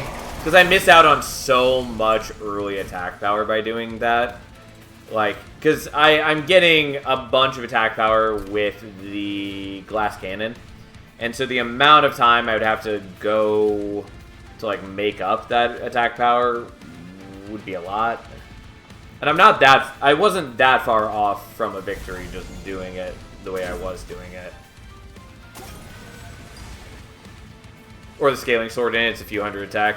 Yeah, that actually maybe was worth doing. I kind of neglected that that was an option, even though I'd considered it early in the run. Because you're right, that does give a lot more attack than just doing like the glass cannon.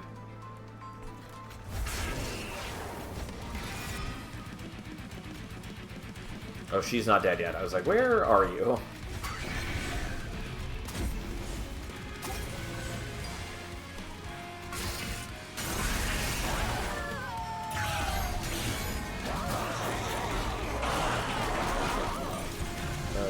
Okay.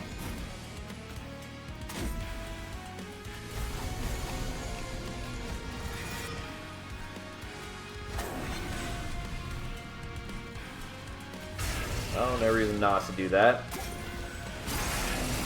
But yeah, overall, we should be okay. Eventually.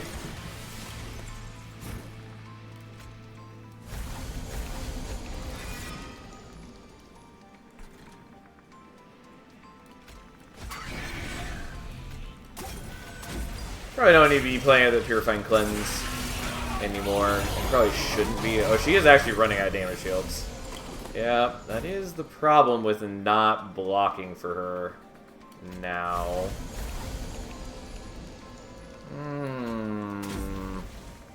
Yeah, okay.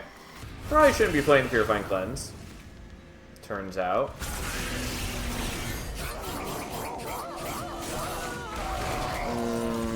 Okay, yeah, and she loses the trample if I let her die, which does mean that it's not really acceptable now.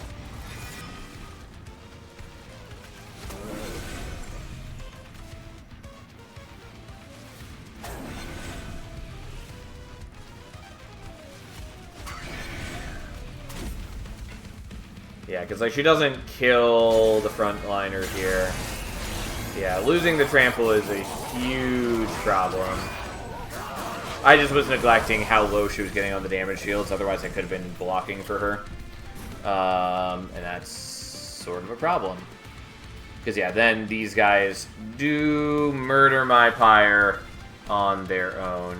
Okay, well, let's try again with a little less hubris.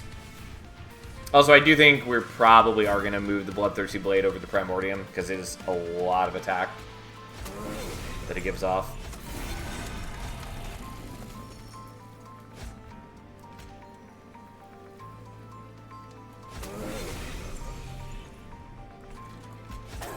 The question is, do I want to use the glass cannon? I think the answer is you put it on you, even though that has its own problems. Namely, it has problems when the sweep dudes come. Okay, we're just gonna do that. We're not gonna bother playing with the Spear Steward. We're not gonna bother playing the Howled Halls turn 1.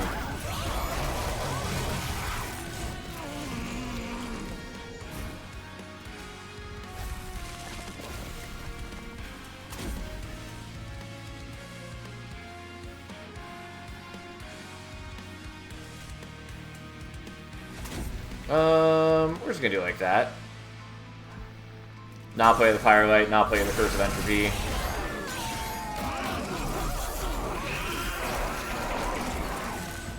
Since I'm now actually worried about how much attack power I have. Yeah, so this is where it gets a little awkward with her.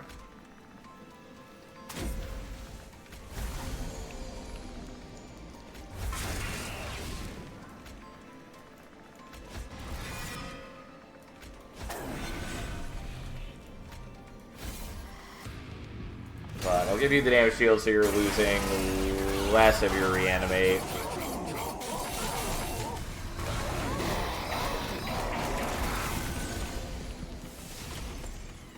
Okay, and you still have a fair number of damage shields.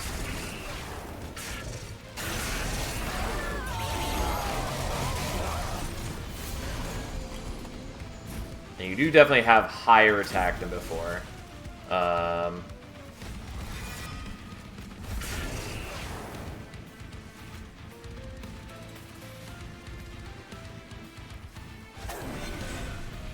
Okay, that's fine. I'm fine with her dying. Also, technically, I should be using the Plinks on, like, Entropy. It does not matter. It's so little extra damage that who cares?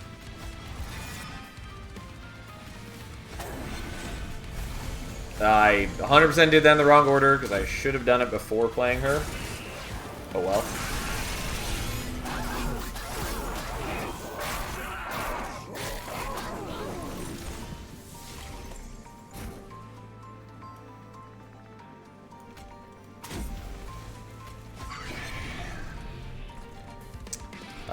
Yeah, I don't really need the Firelight. I will just do a little bit more damage.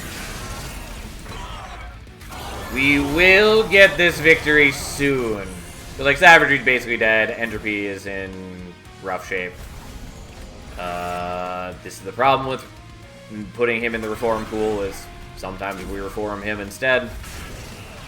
Oh, well.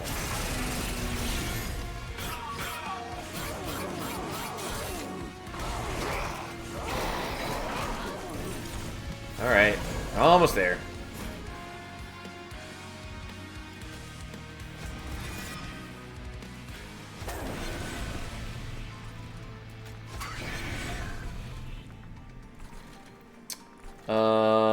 Okay, we'll just keep doing that. I don't actually need to play the Pyrelights. Don't actually need to heal you or extend your burnout. Yeah.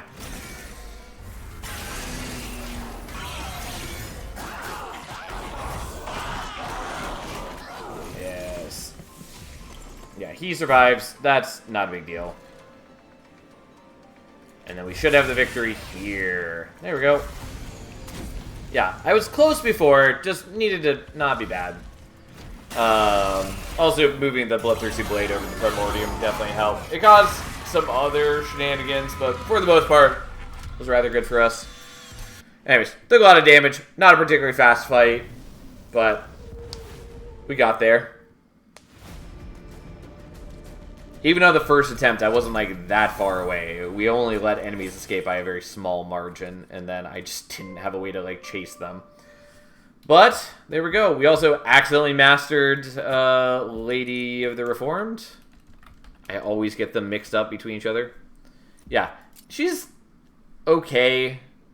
She fulfills a certain niche. I mostly think she's unnecessary most of the time. Like, she's fine, but the way that I play, I almost never actually want her on the team. Honestly, if she just gave Burnout 1 to all friendly units on Revenge rather than it being limited to specifically Burnout units, yeah, because like if she just gave Burnout 1 to friendly units rather than Burnout 1 to friendly Burnout units, so you could use it to put the Burnout on like a Paraffin Enforcer or Primordium, things like that, that would make her more helpful. Make her a little wonkier, harder to use in certain ways, but honestly would be probably a more useful unit. Anyways, there we go. It is just about 2:30, so we're stopping there for the night because that's when I normally stop. I sometimes go later as we have been going, but I do have reasons I should stop here and now. So I'll be back tomorrow. Honestly, today felt like Thursday the entire day, even though I know it wasn't. So I don't know. Whatever. We'll be back tomorrow for actual Thursday. Anyways, thanks for hanging out. Have a nice night, everyone. Truly, thanks for being here. I'll see you tomorrow.